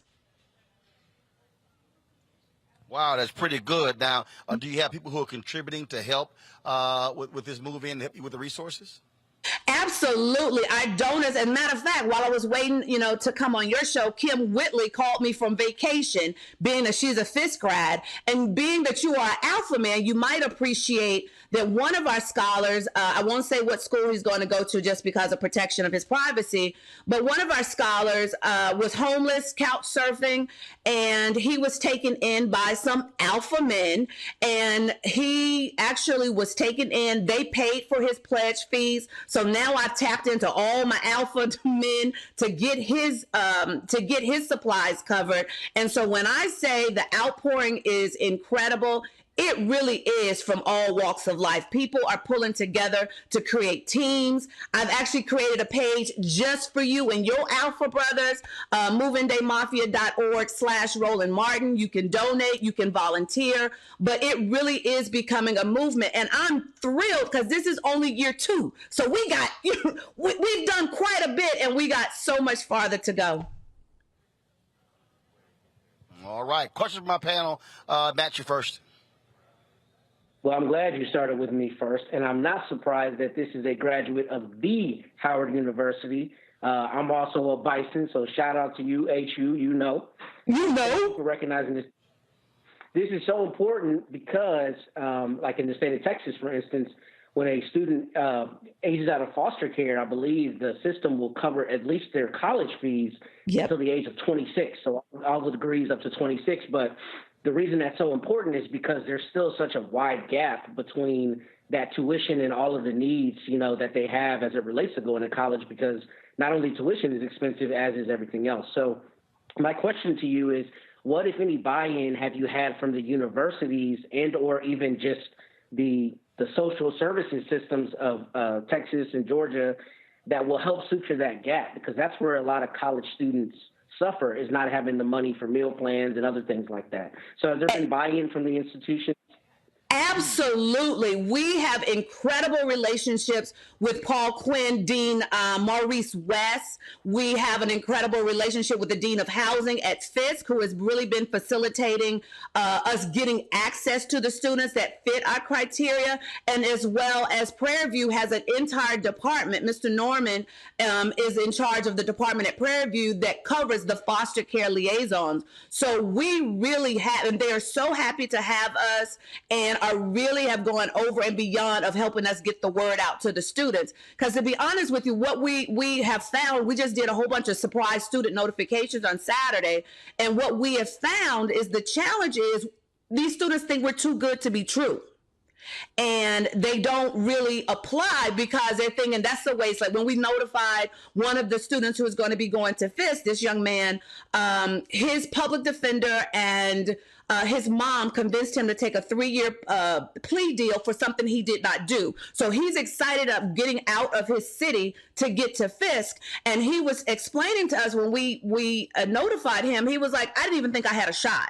I just didn't think I had a shot. And so for us, it really is important to have the schools behind us, because that is giving us the credibility that we need. So these students know, no, we're not too good to be true. We are a group of volunteers that's coming from all over the country to just move you in and get you started. But we're not leaving you just then. Like our program is designed and created with the mission of taking care and walking them through all the way to graduation. We are really serious about disrupting that foster care to prison pipeline and replacing it with the foster care to HBCU graduate pipeline.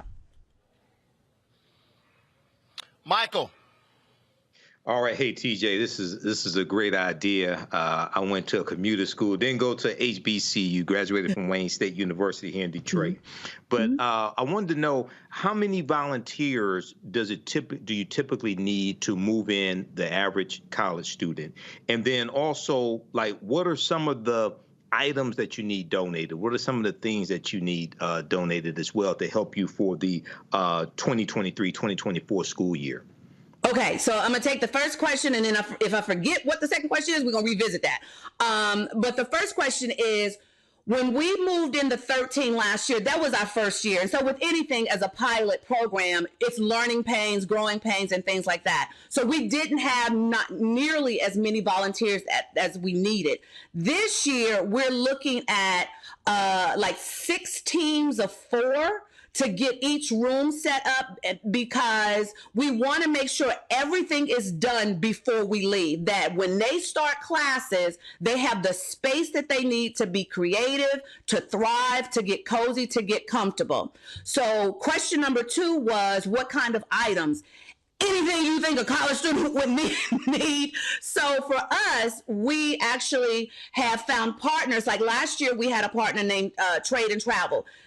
An hour before we were getting ready to go shop, she sent us $17,000, which we were able to get brand new TVs, refrigerators, sheets, cleaning supplies, school supplies, money in their pocket. We left them with $100 cash so that they could just have fun and be a college student, because that really is what's important to me. I want them to go to school, study hard, party a little bit occasionally, but then ultimately graduate so they don't have to be worried about where they're going to get deodorant, where they're going to get soap. And so the desire and the goal goal is to once a month, we're looking for partners, corporate partners who can be responsible for sending, care packages that have the deodorant, the soap, the detergent, rolls of quarters, for them to wash. All of that is important because we got to get them to graduation. All right, TJ, tell folks where to go to get more information. So moveindayMafia.org/Roland Martin. moveindayMafia.org/Roland Martin is where you can donate and sign up to be a volunteer. And our first Move-In Day starts next weekend at Fisk University, followed by the weekend after that will be Paul Quinn College, and the weekend after that will be Prairie View A&M. All right, then. TJ, thanks so much. Good luck.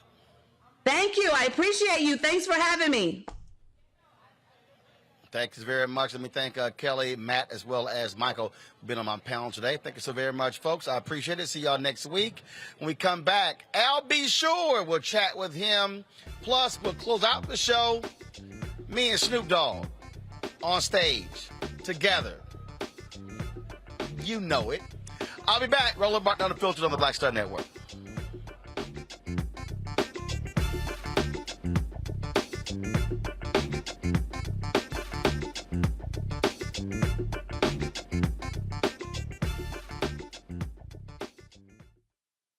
Up next on The Frequency with me, Dee Barnes, our special guest, Alicia Garza, one of the founders of the Black Lives Matter movement. We're going to discuss her new book, The Purpose of Power, How We Come Together When We Fall Apart. We live in a world where we have to navigate, when we say something, people look at us funny, but when a man says the same thing less skillfully than we did, right? Everybody flocks towards what they said, even though it was your idea. Right here on The Frequency on the Black Star Network.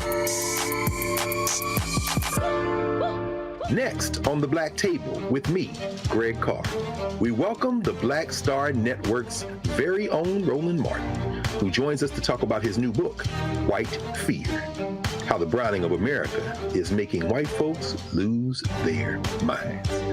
The book explains so much about what we're going through in this country right now, and how, as white people head toward becoming a racial minority, it's going to get, well, let's just say, even more interesting. We are going to see more violence. We're going to see more vitriol, because as each day passes, it is a nail in that coffin. The one and only Roland Martin on the next Black Table, right here on the Black Star Network. Hey, it's John Murray, the executive producer of the new Sherry Shepherd Talk Show. This is your boy, Earthquake. And you're tuned in to Roland Martin Unfiltered.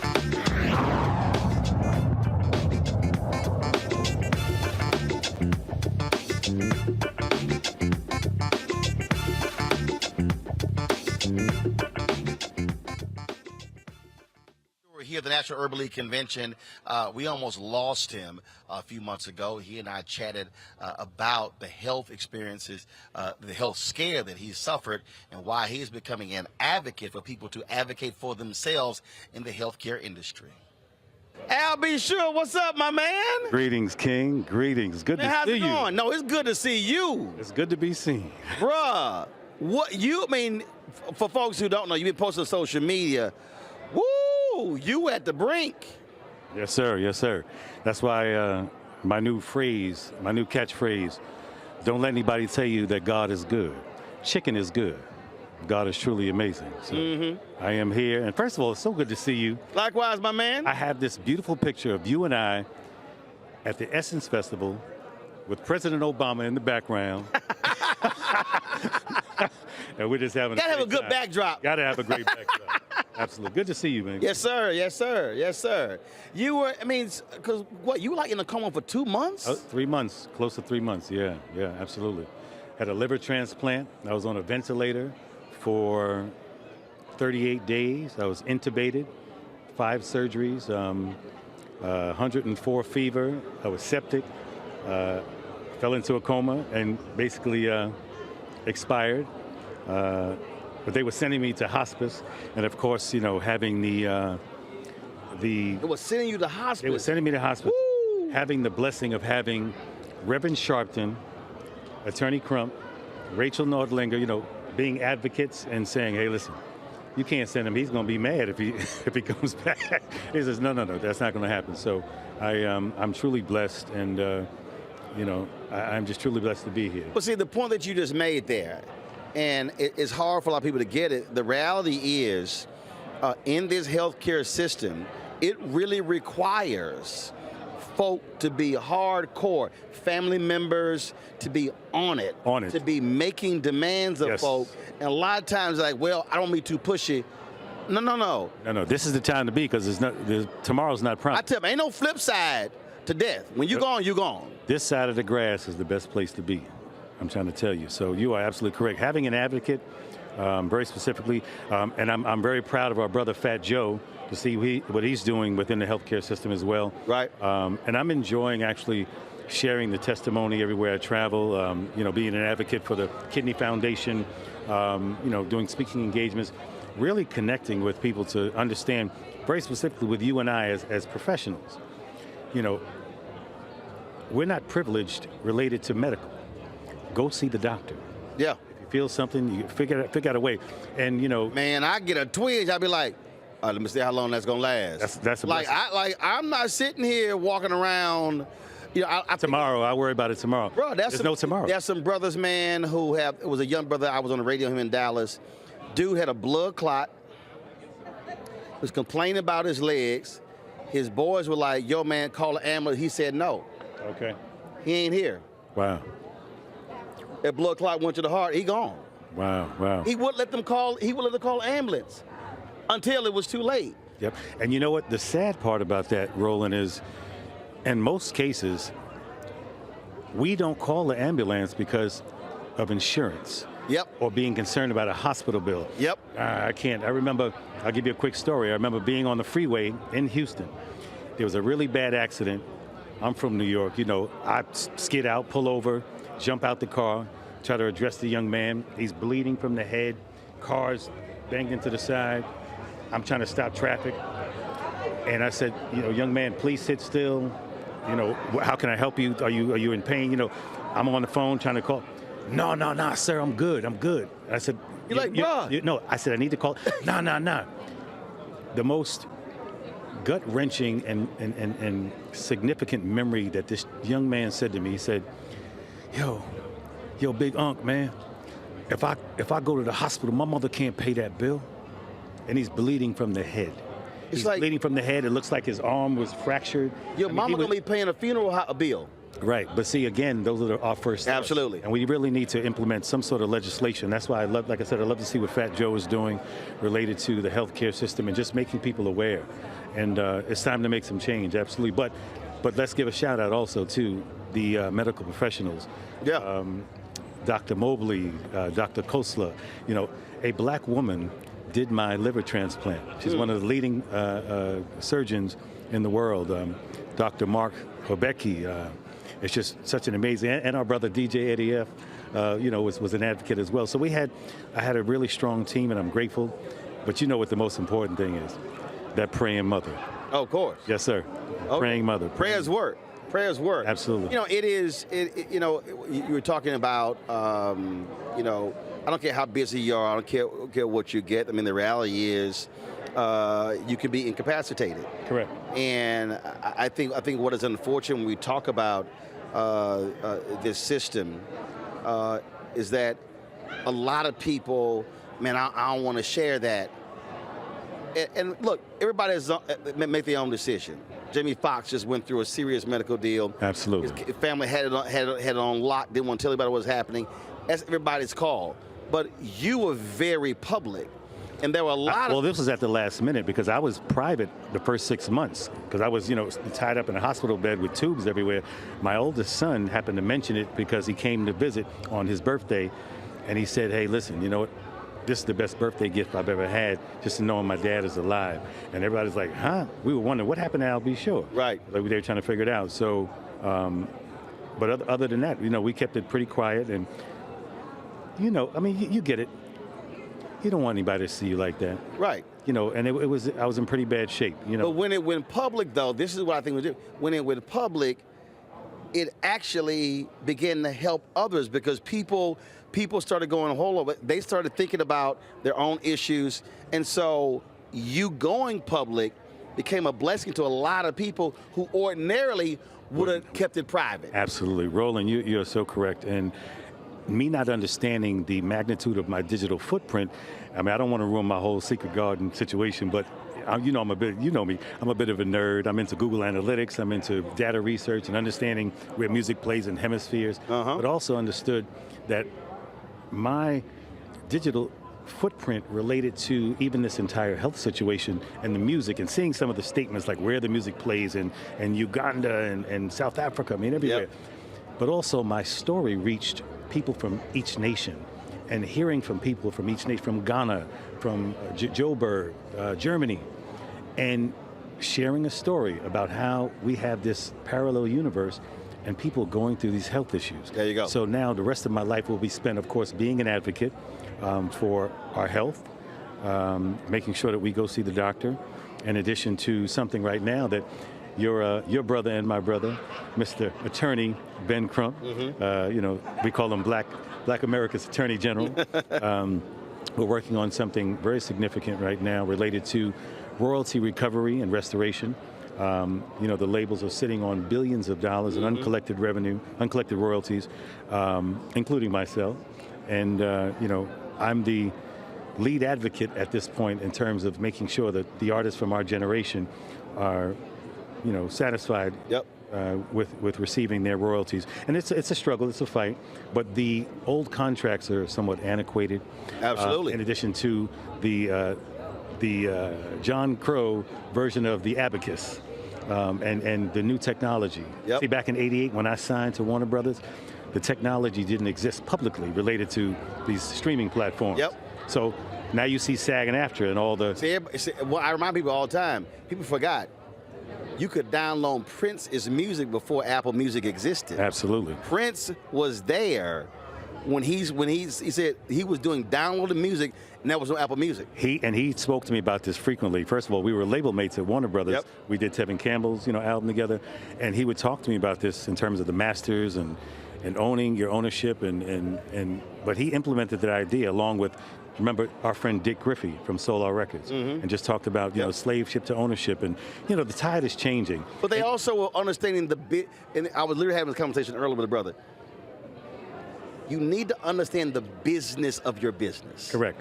The creative side is great and wonderful. Right. So people, same thing. I had another woman keep up here, and again, I'm talking to another brother over here. So again, it's great knowing, okay, how to interview and the lights and the camera, but you better understand the monetization. Absolutely. You better understand, that's the business of the business, and too many of us, we're learning it after we went through hell. Afterwards. Versus on the front end. Because, and it's so significant what you said, because this isn't the music business. It's the business of music. Boom. It's not the entertainment business. Boom. It's the business of entertainment. There you go. And but I thank you for addressing that. And you always use your platform, Roland. I mean, I want to say thank you to you also. You've always used your platform. You know, I'll keep it street. You keep it a buck, always. And I'm a fan. Appreciate all it. day, every day, and I appreciate what you do. And thank you for just bringing light. I mean, I've watched you in so many different forums, you know, whether it's in a court system or going against a politician and making them be accountable for things they say, things that they're voting for. And you've always been that advocate. And that's why myself, along with my attorney, Ben Crump, we love you. We appreciate you. Appreciate it, brother. And we thank you for allowing us, first of all, on your platform, and continued success, my man. Yes, sir. And I'm going to have to see you at Essence Festival so you can dance in the aisle. You know that should be a T-shirt. Hey, listen. You already know. Look, I'm real simple. I saw you, Earth, Wind, and Fire. I was on stage last night. Look, Roland Martin, Earth, Wind, and Fire. Hey.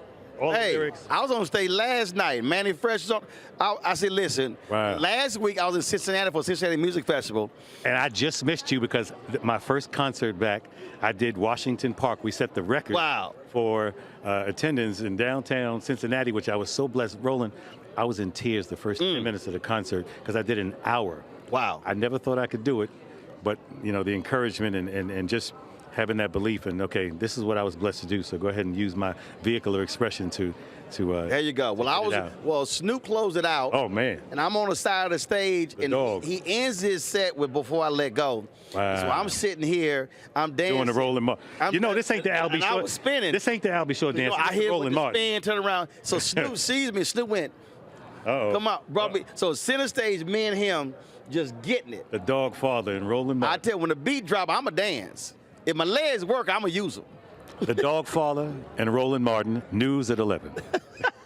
That's how we do it. Yes, wait a minute. And then he sends me a text. He was like, "Yo, I want to show you your network." I was like, "We can have that conversation, baby." Come on now. That's it. Come on now. Man, always good to see you. And blessing, King. I appreciate it. Keep handling your business. Thank you, We're gonna sir. keep supporting the music and keep being that advocate. And you know me, I'm going to keep bringing the funk. Come on, let's go.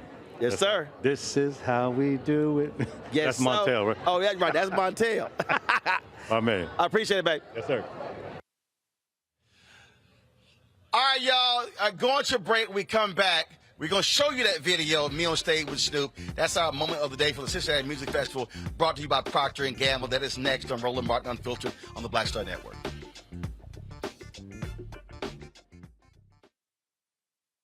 When you talk about blackness and what happens in black culture, we're about covering these things that matter to us, speaking to our issues and concerns. This is a genuine people-powered movement. There's a lot of stuff that we're not getting. You get it, and you spread the word. We wish to plead our own cause. Too long have others spoken for us. We cannot tell our own story if we can't pay for it. This is about covering us. Invest in black-owned media. Your dollars matter. We don't have to keep asking them to cover our stuff. So please support us in what we do, folks. We want to hit 2,000 people, $50 this month, raise $100,000. We're behind $100,000, so we want to hit that. Y'all money makes this possible. Checks and money orders go to P.O. Box 57196, Washington, D.C. 20037-0196. The Cash App is $RM Unfiltered. PayPal is R Martin Unfiltered. Venmo is RM Unfiltered. Zelle is Roland at RolandSMartin.com. Next on the Black Table with me, Greg Carr, we welcome the Black Star Network's very own Roland Martin, who joins us to talk about his new book, White Fear, how the browning of America is making white folks lose their minds. The book explains so much about what we're going through in this country right now, and how, as white people head toward becoming a racial minority, it's going to get, well, let's just say, even more interesting. We're going to see more violence. We're going to see more vitriol, because as each day passes, it is a nail in that coffin. The one and only Roland Martin on the next Black Table, right here on the Black Star Network. Me, Sherry Shepard, and you know what you're watching, Roland Martin Unfiltered.